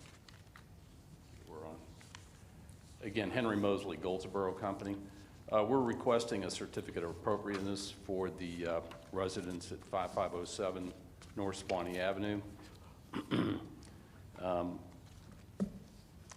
The request is for an accessory structure. This actually zoning is requested that we use the language an accessory structure with additional living space. It's not, there's a couple other versions of this, but that's what they've asked us to do here. The location of the structure is at the rear of the site. It's completely fenced in, and it's going to be attached to the existing accessory structure that's been there. It's been historically there with the existing house. We have adequate parking, and all of the finishes on the exterior are going to match the primary house. I'd like to just put my site plan up here real quick. And here we go. I think that's probably the appropriate orientation. The structure is going to have a parapet wall, stucco, and 3 or 4 over 1 windows to match the existing house. It's a 1-room suite with a bedroom, a walk-in closet, and a bathroom. And so it's got a little Pullman or shotgun kitchen that goes with it with a bar top. So it's the use is going to be for an in-law suite for my client's mother. And so it's designed to be basically a mini-me of the primary house. And I'm going to show you some of the, this is the elevation of the, excuse me. This is the elevation of it looking from the back of the existing house towards the cottage. And the 2-bay existing garage doors that you see here are existing. You can see the parapet wall. We're going to follow the same line of the parapet on the garage with the front porch, and then we're going to step the parapet wall up on the primary structure as it moves back. Again, if you notice, we have 3 over 1 windows here on the front. Actually, I think on the primary house, the front windows in the house are 4 over 1s. These are slightly smaller windows, so we're using 3 over 1s here. And then on the side of the residence,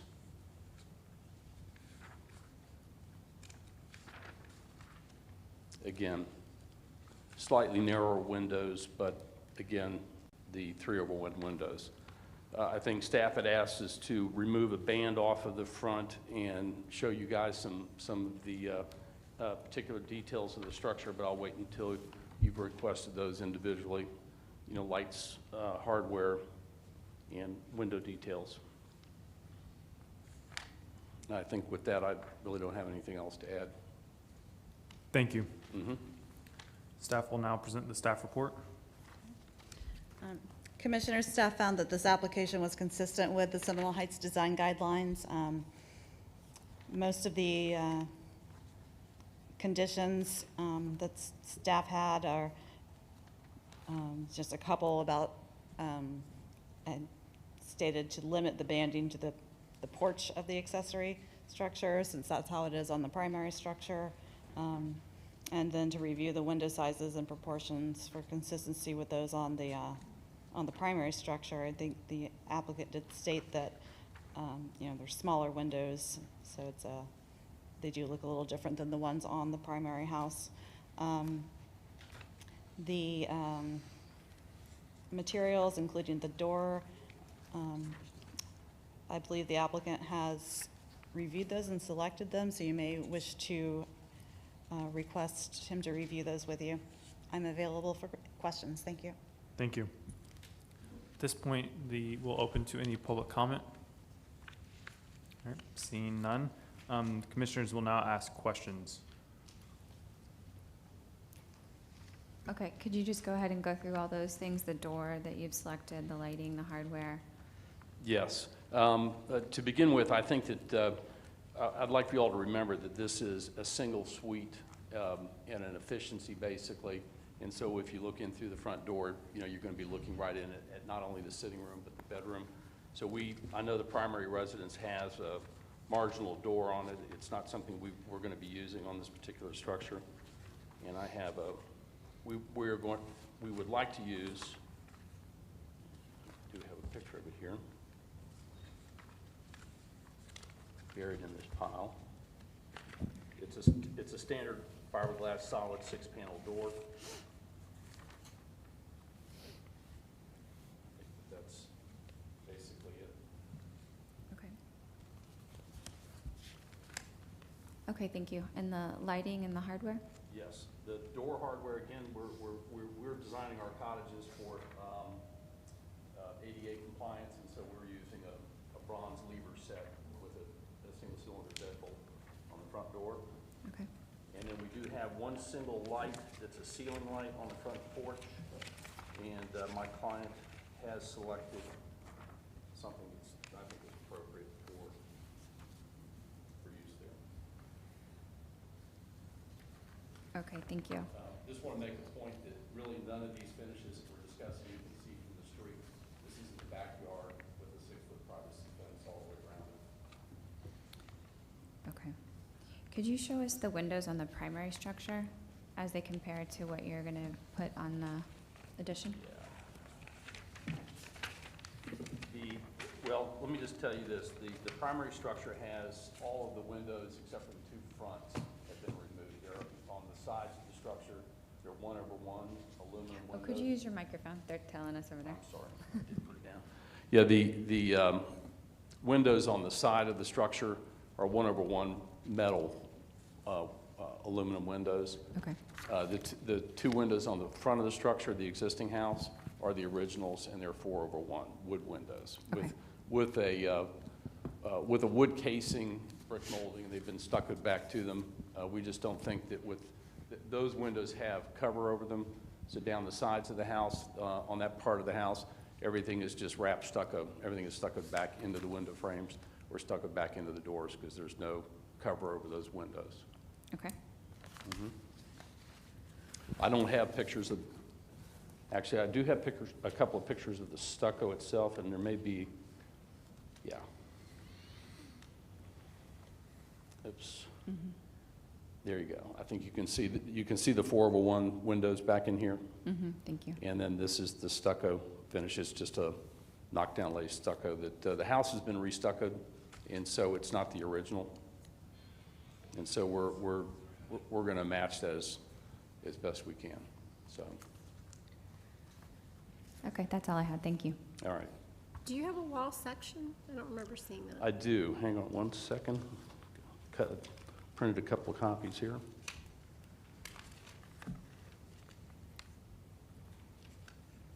Yeah. A little small, but I think you can. Okay. Again, the windows and the doors. The front door on the house is the only door that has any kind of wood framing around it, and it's got a back band with stucco back into it. I'm not sure if the original house had that. My guess is it did not.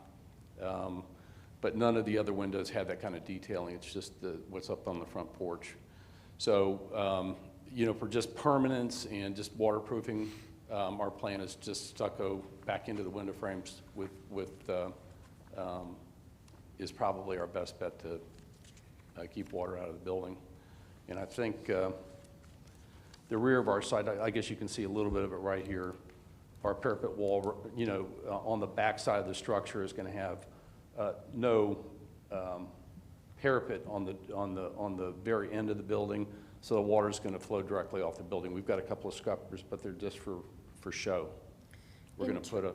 In terms of the detailing for the parapet trim, I noticed that even on the existing, there's a line that's indicated. It's metal. It's a It's metal. just a piece of metal Yeah, flashing? we're not doing any banding up there. Okay. It's the existing house.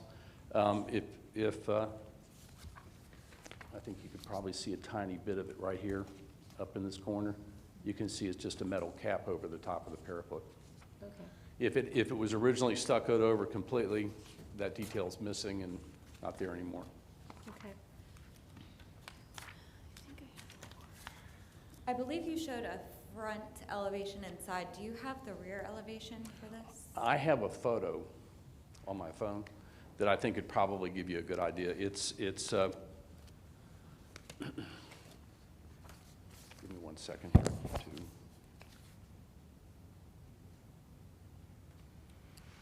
Are you looking for a photo of the existing house or the actual proposed addition? I thought the question was for the existing house. The proposed addition. Oh, the proposed addition. Yeah. I don't have, yeah, I do. I've got the elevation of that, not a photo of the proposed Yep, addition. yeah, Okay, that'd be all right. Sorry about that.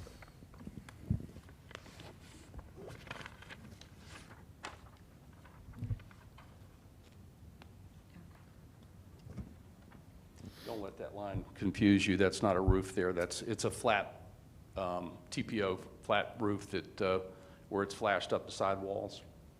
Understood. And do you have a photo of the existing garage doors? Yes, the existing. That. I do have.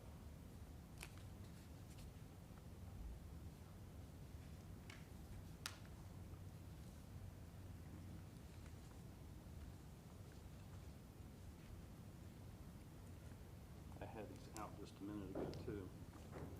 No problem.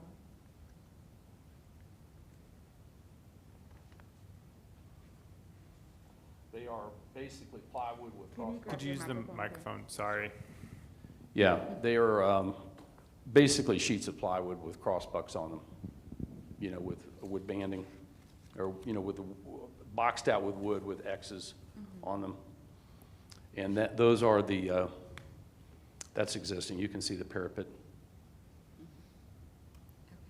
In terms of the porch, what are the materials for the surface of the porch? On the concrete floor, it's just broomed concrete, and the same thing with the steps. And The original house has got a painted concrete floor. It's just slick, and my owner she and I just talked about it the other day. I said, you know, they may want you to paint the deck, and her comment was, which was my guess, was that it was just very, very slippery, and that considering it's her mother that's going to be moving in there, we would prefer just to do broomed concrete on the steps in the front porch. Again, it's not something you'll ever see from the street, so. And the foundation that's planned for the It's structure? an 8x16, you know, regular foundation with a stem wall that comes up, and concrete slab on grade, and then a 2x6 frame wall above it. What's the ceiling for the porch? The ceilings of the porch are probably 8 feet. The ceilings inside the cottage are 9. But what is the material for the porch ceiling? I think probably just flat drywall, just a, you know, moisture-resistant drywall. And It's then very small. And the existing house, is that wood? No, it's probably a plaster, you know, or a stucco finish. I'm seeing if maybe you guys can see it here. I can't tell, and I actually think it is just probably plastered or drywalled over at this point. Okay. I can't see it right there, but it's in that photo.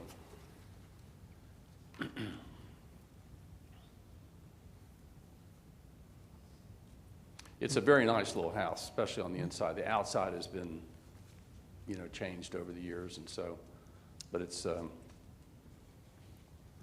Any additional questions? Can I see the front, well, actually, do you have an elevation of you probably don't, of the front elevation of the house with the proposed accessory structure shown? Of the existing house, the front of the existing house with the, Right. with the cottage in the back, you can't see it. Can I see your site plan again, please? Yeah. Thank you. Yeah.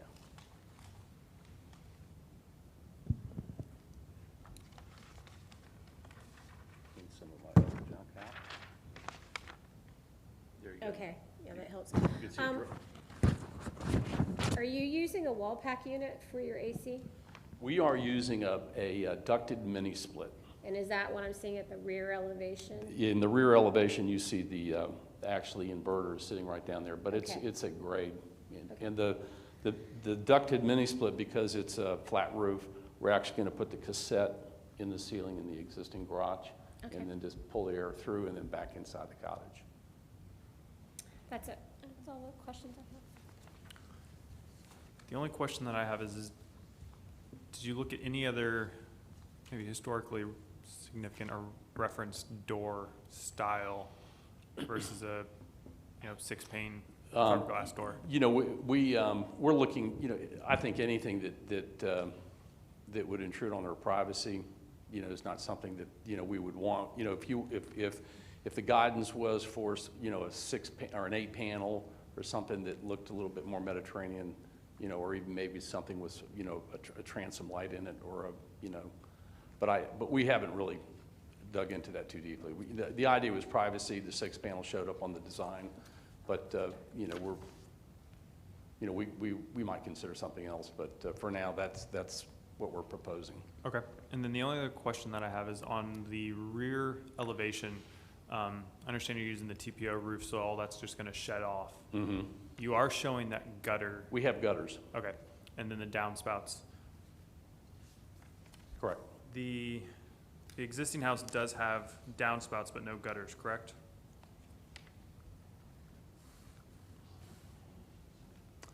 I think that it may just shed right off the back of the building. I do have, I know, I can see on the photo from the accessory structure, it does not have any gutters. It doesn't no, appear. we have gutters on it. I'm sorry. Let me show you. There's a note you can see right here.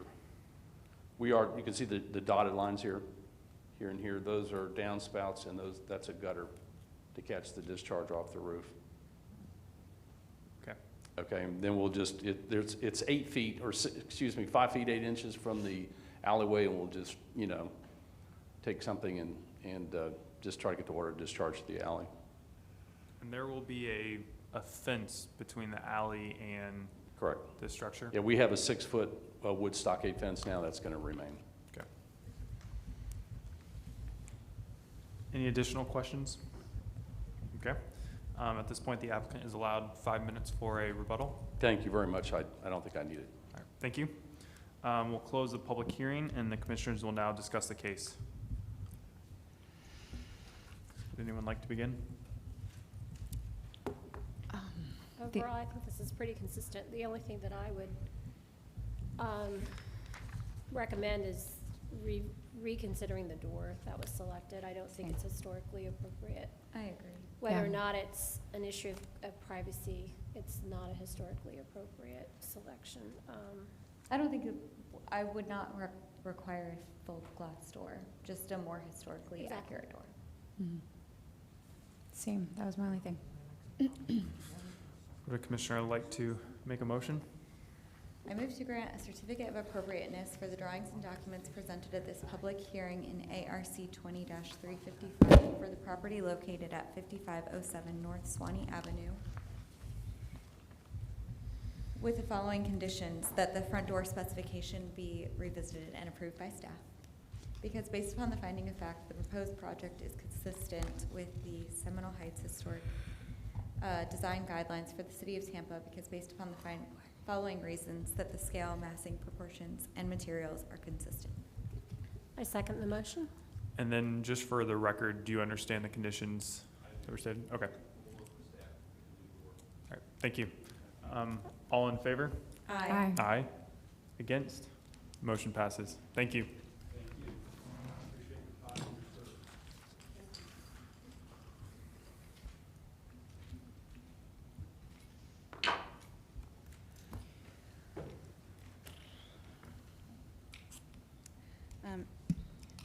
Commissioners, Elaine Lund, Historic Preservation staff. The last item on our agenda this evening is an application in the Tampa Heights Historic District for new construction. It's a duplex, and there's a primary structure and a one accessory structure in the rear. Before we open this case, there's a variance included in the application. So the applicant would get 10 minutes for the variance and 30 minutes for the certificate of appropriateness. With the complexity of the project, I think it would be probably simpler to review the variance first and then after that motion, do the certificate of appropriateness for the rest of the construction. So if the applicant agrees with that, I would hear the variance alone first. So let me give you the photo essay here quickly. So as I said, this is in the Tampa Heights Historic District. You can see the historic district map there. This is located on 310 East Ross Avenue. So that's Ross Avenue there, and it's between Jefferson and Morgan Streets.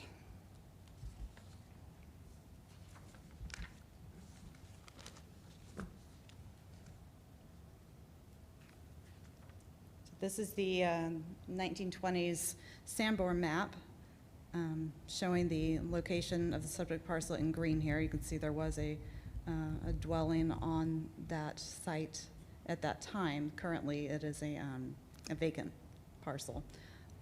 So, you know, these are always kind of interesting to look at, and I'm not sure how well you can read on here, but there's a small apartment building which has since been extended so that it reaches all the way to Ross Avenue here. There's some businesses in some of these houses. There's a hospital here. There's a masonry store on this corner. So there's sort of a blend of uses in this area historically.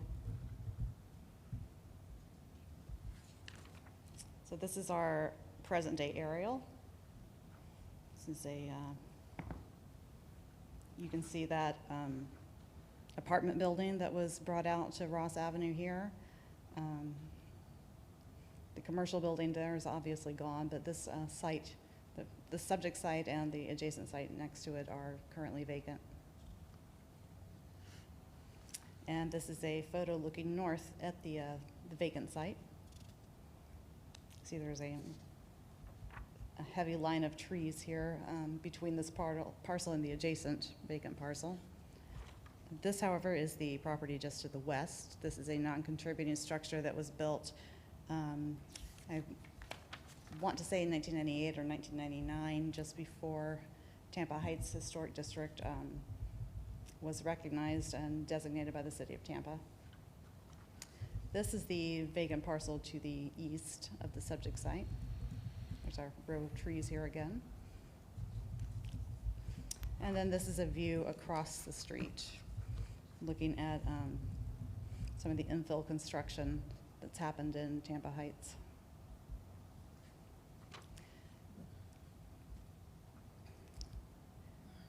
I believe this shot is looking east towards Central Avenue. And then we have a photo looking west down Ross toward, sorry, that would have been Jefferson on the previous picture, toward Morgan here, and you can see a little bit of that apartment building coming forward to the street. This is looking at the subject site from the alley.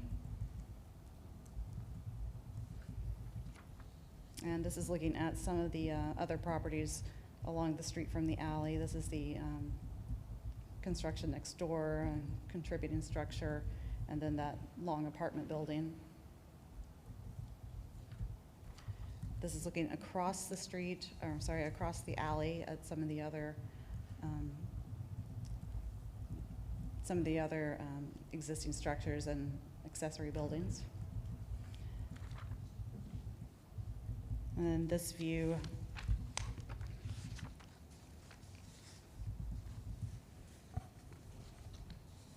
I always lose my place in these alley shots. Let me check real quick. Okay, so this is the view looking east down the alley. So Jefferson Street would be right about here. And then this is the view looking west along the alley. You can see more of the apartment building there and the other accessory buildings along the alley. There it is. So that concludes my photo presentation, and at this time I'd like the applicant to come forward to present the case for the variance. Thank you. Thank you. So it's a pleasure for me to be here and present this to you this evening. My name is Roger Grunke. I'm an architect. My office is 2708 North Elmore Avenue in Tampa Heights. This proposed development suffers some unique and singular hardships due to a confluence of several factors. It's not simply one factor alone or the factors individually, but as they all work together. I'm putting before you, can we back up just a little bit so that we, yes, so that's fine, yes. So we see the whole site there, thank you. Okay, we know that every project must meet the municipal code and the state building code and the historic neighborhood guidelines. But even more, every development must also conform to real estate and banking parameters. In short, the best and highest use of the land for the price offered, the product must not only be pleasing to the eye, but also offer comparable utility, the same or more that competing developments offer. So the most difficult aspect here of this development is balancing all the requirements of all the different agencies. From the initial responses we have received, both from the real estate representatives and from bankers, we appear to have a strong project, a project that will be a great asset to the neighborhood and to the city. As an experienced architect, I believe, and I hope you will also come to agree with me, that the project itself complies with the Tampa Heights historic architectural guidelines. Of course, it's also my obligation to see that the construction documents meet the state building codes. Now, feedback from the city has, when we had our PAN department review, feedback was very good. That is, all except one aspect, and that had to do with the code, and it is regarding guest parking. So section 27282.8 states that the development shall be consistent with the general site planning of the surrounding neighborhood. In Tampa Heights, all the contributing structures conform to parking behind the main structure, whether this is accessed from the street or from the alley. We are proposing alley access. The alley is existing. It is used by many of the neighbors. Following the standards for residential driveways, our project complies. We propose 2 parking spaces per unit in a accessory structure. It'd be 1 accessory structure divided, 2 parking spaces for 1 unit on one side, 2 on the other. This structure meets all the setbacks of an accessory structure regarding setback from the alley and setback from side property lines. However, due to the 50-foot width of this property and meeting setbacks, such as the side setbacks, a 5th inline parking space for guest parking is impossible. Let's look at how the code works for this guest parking requirement. So each multifamily unit in RM24 zoning must have 0.25, that is 1/4 of a parking space for guests. So a typical duplex would have 1/4 for one unit and 1/4 for the other unit, which adds up to 0.5, a half a parking space. But the city rounds it up from 0.5 to 1. Well, if we had 3 units, that would be 0.5 times 3, that's 0.7. That also rounds up to 1. If we had 4 units, it would add up to 1 full parking space. Even if we had 5 units, the sum would only be 1.25 and require only 1 guest parking space. So what I'm trying to explain to you and show you is that the code, the way it is written for this guest parking, favors the developer doing larger projects and actually discriminates against the developer doing a small 2-unit building that fits in the historic neighborhood.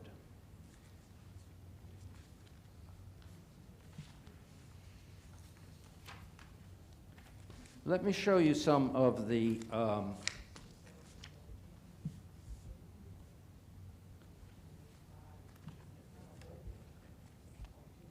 this is an apartment unit. This one happens to be in Hyde Park.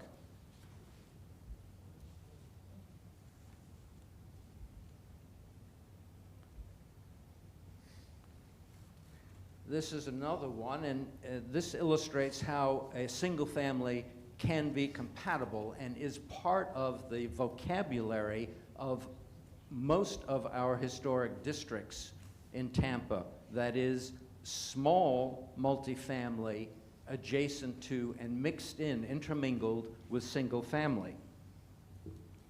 Now, what does the code promote? The code is promoting this because there are financial advantages. The parking, that 1 parking space, is then the cost of it, and the land underneath it, the cost of the land, is distributed among, let's say, 5 units, not 2 units.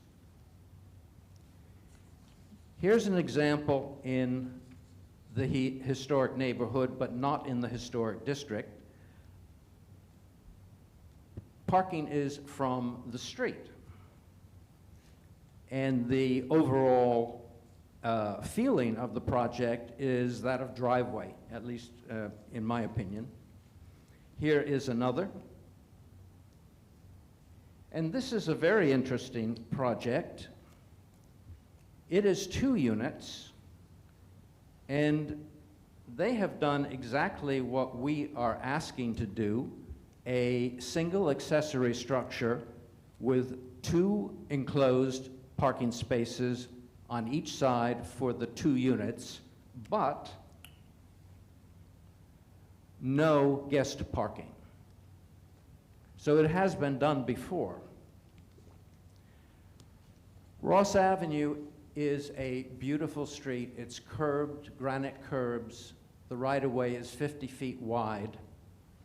Anybody coming to visit somebody who lives on Ross Avenue is not going to find their way to the alley, go down an alley that is not lit in order to find a guest parking space to the rear of a project. They're going to park on the street. This is an example of a property in Hyde Park where I happen to be doing a project right now. The owners park on the street every single day. When I go to this project in Hyde Park, I zoom over there. When I cross over Swan, I immediately have to drop the speed of my vehicle down to 20, 25 miles an hour, which is a good thing. Why? Because the streets are filled with cars. So parking on the street is not a bad thing, especially when the units themselves have the required parking for the owners. Here is a building we all know. This is Sky Point.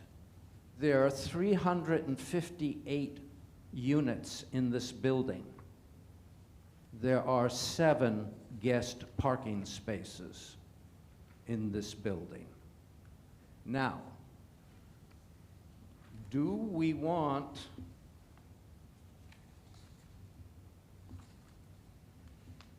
this kind of development in our historic district? Or do we want what we all know and appreciate in terms of multifamily in the district? So I have also done a analysis, and the property, am I being cut off here? Yes, so for the variance, you received 10 minutes for the variance for your presentation. Can I get one sentence in before I stop on the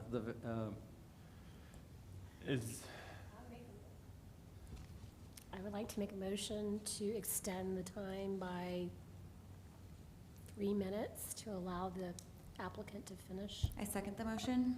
All in favor? Aye. Against? Okay, Motion passes.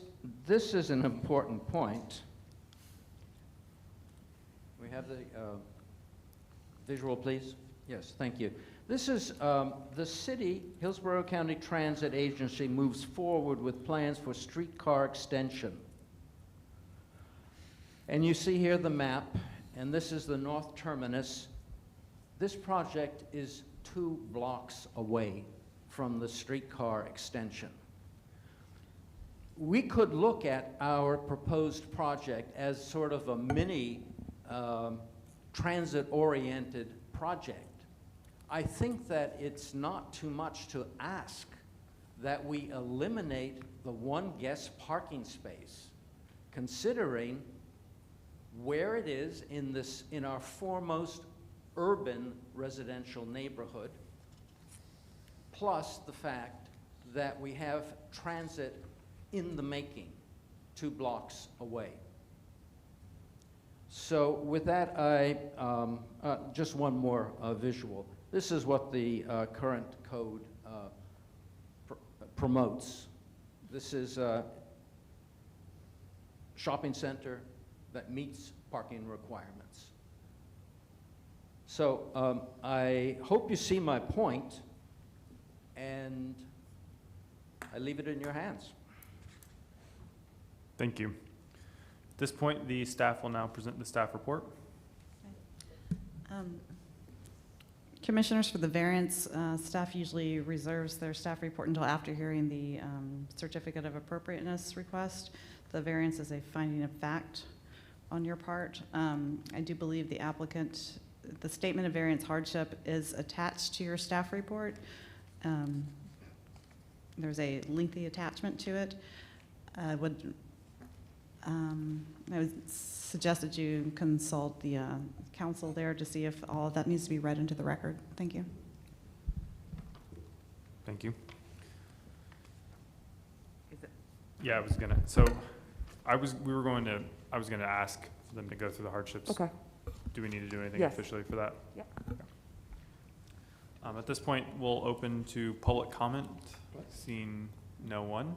Well, actually, there is public comment. Okay. I believe I need to be sworn in.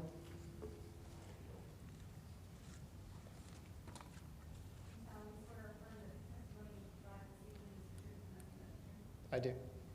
My name's John Marsh, Urban Planner 2, Transportation Planner. I'm the person that has to subject people to the visitor parking requirement. I will say his description of rounding was mathematically correct.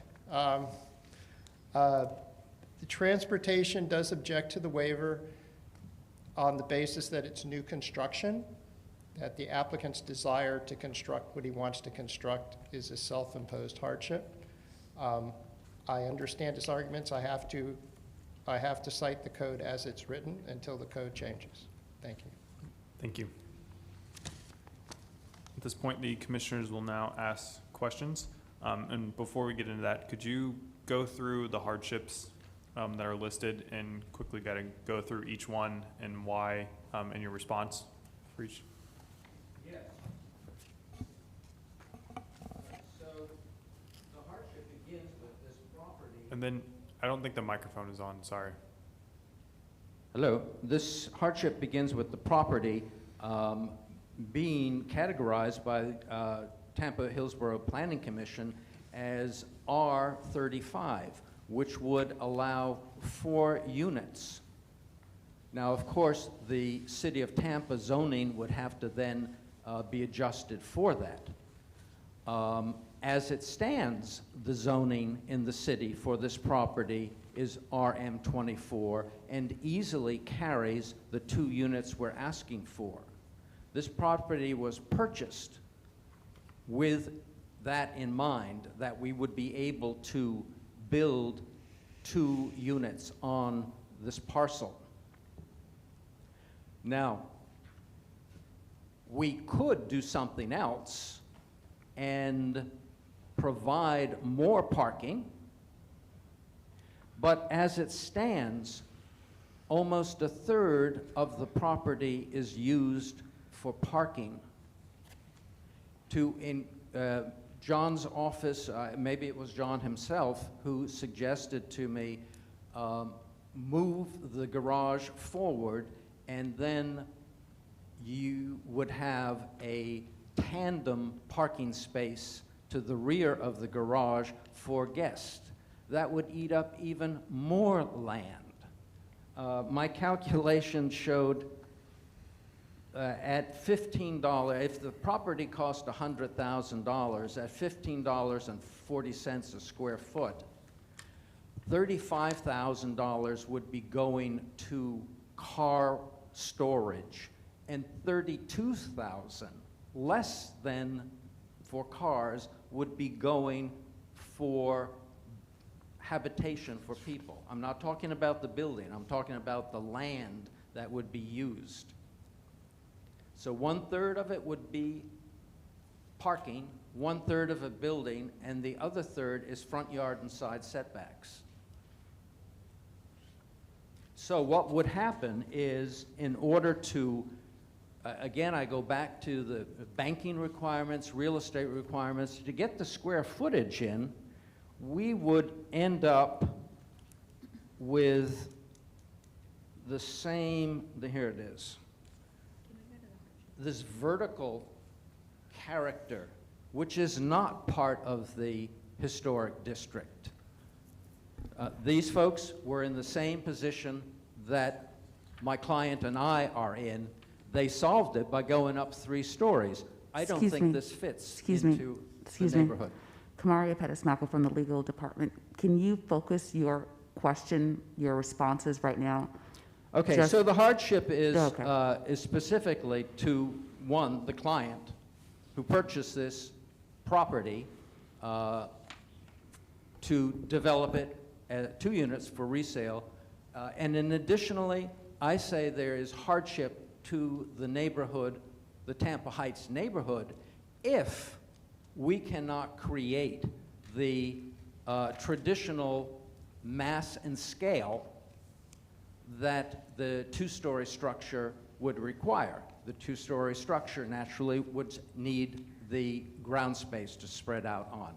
Thirdly, I'm saying the city as a whole is going to suffer in that it's very possible that this property will just stand vacant because it wouldn't receive the loan that it needs. Not to interrupt you, but do you have the list of your, so you have an Exhibit C1, so it's a statement of variance hardships. Do you have that with you? Should be 6 items and responses to those 6 hardships.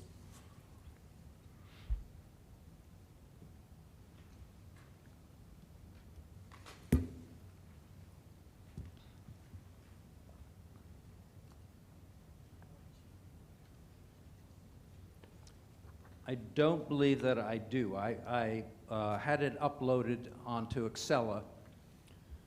So, Thank you. so if you could just kind of go through quickly. run through kind of the 6 hardships and then state your responses for each one and kind of explain why. Okay, the alleged hardships or practical difficulties are unique and singular with respect to the property or with respect to a structure or building thereon, and not those suffered in common with other property structures or buildings similarly located. If this exact situation were identical for another parcel, then the hardship would not be unique, but we don't know that we don't know where there is another exact situation. Also,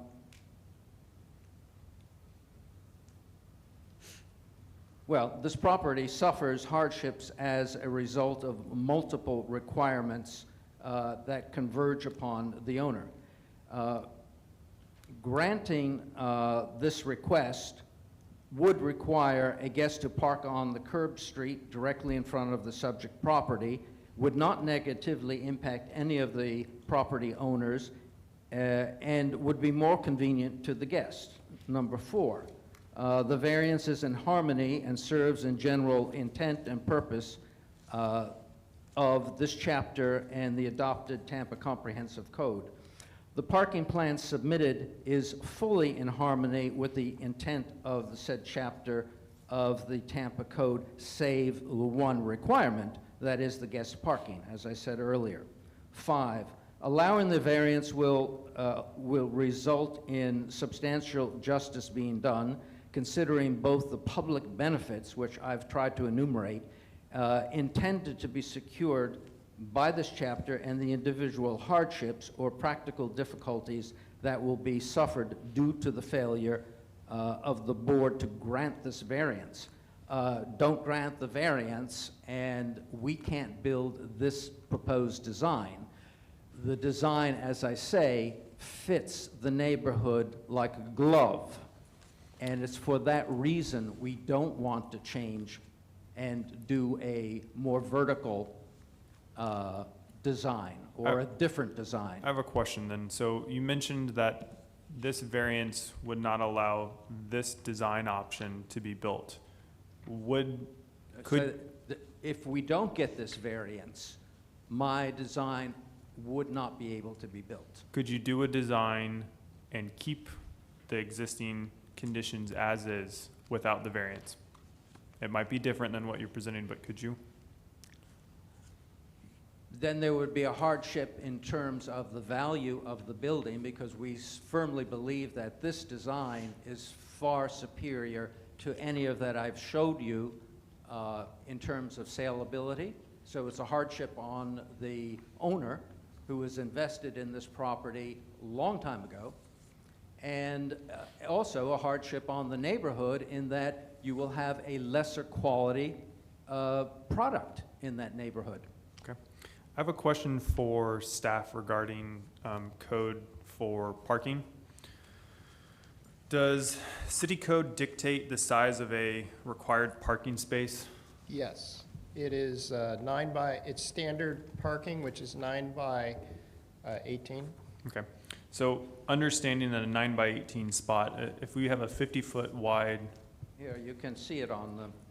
Yep. So if we have a 50-foot wide property with 4 feet on either end for setbacks, that leaves you 42 feet. So roughly 10.5 feet per car. So we could. No, you can't get them lined, you can't get the more than 4 in. Okay. I mean, you have the thickness of the walls of the garage. Okay. And, or we would have done that. And there is okay. Yeah, and as you can see, I don't know if you can we have the visual again, please? Pushing this back in order to do the tandem space, you can see how much would be lost from the building. And that's what necessitates going up. You can't buy a piece of property and then, an expensive piece of property, and then build a 1,000 square foot unit on it. It's not going to work.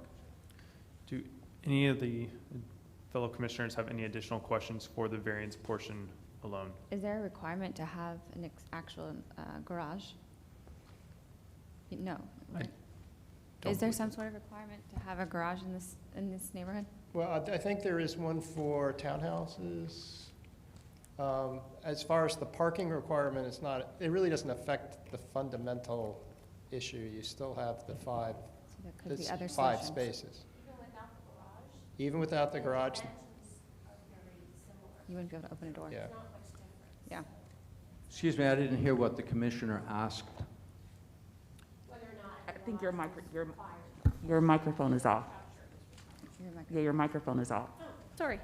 One, I believe, John, does not one of the automobiles need to be a garage? There's a zoning requirement. Yeah. But I review for the transportation requirement, if he just had a pad, and we've seen some townhouses with, we've seen similar things in other parts of the city with just a pad, he still has the same dimensional dilemma. Okay. Doesn't really change it. So it is, as John says, it's a dimensional dilemma which translates directly into a financial dilemma. And then that translates into a lesser quality product in this neighborhood. And this is the most lovely street in my opinion, in Tampa Heights. Thank you. Are there any additional questions for the applicant from the commissioners? No, no question. No? Okay. At this point, the applicant is allowed 5 minutes for rebuttal. At this point, I have nothing to rebut. Okay. We will now close this portion of the public hearing, and the commissioners will discuss the case. Would the commissioner like to begin? As much as I hear him and I agree with his points and the 0.25 and the 0.25 equals a half, I don't see a hardship based on, the criteria that we have to work with.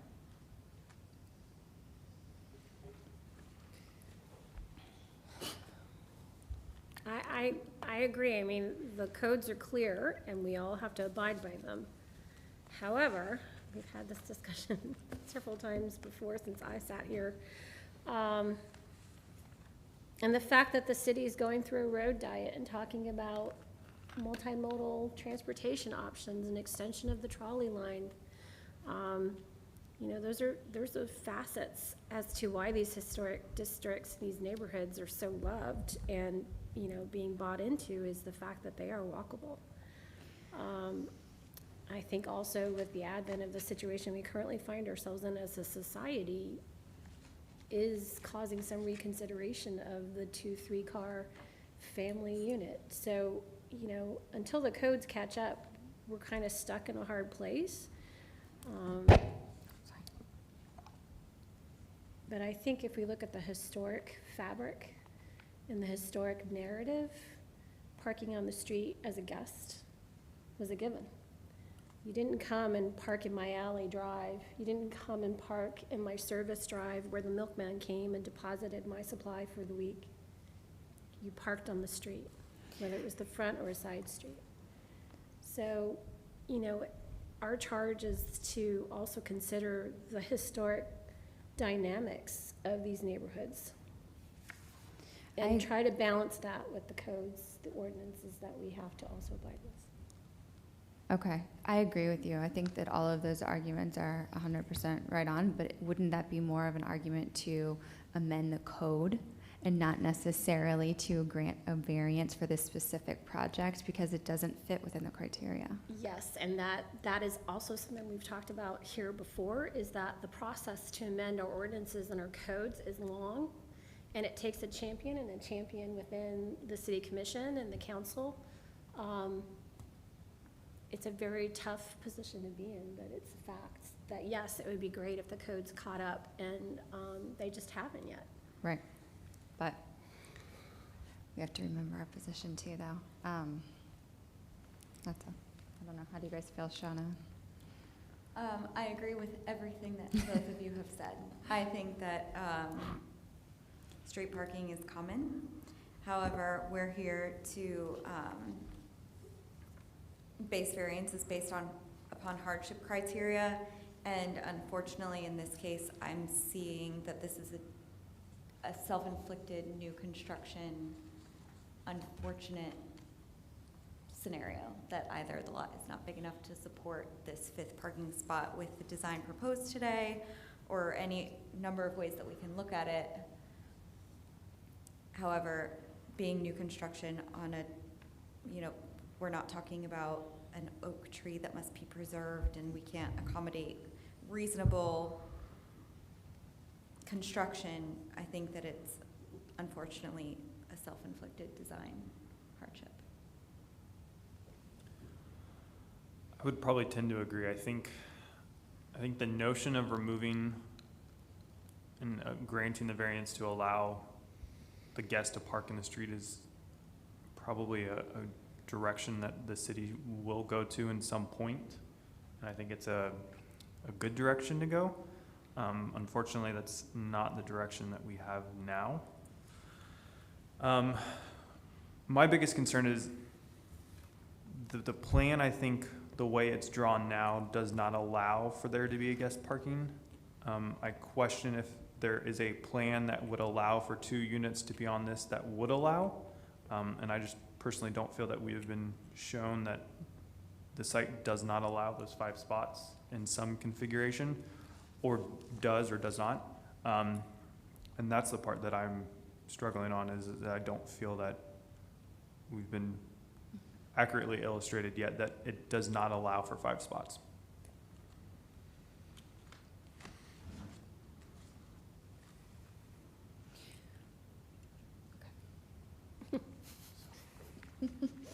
So,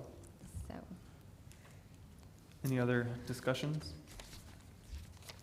Or would a commissioner like to make a motion?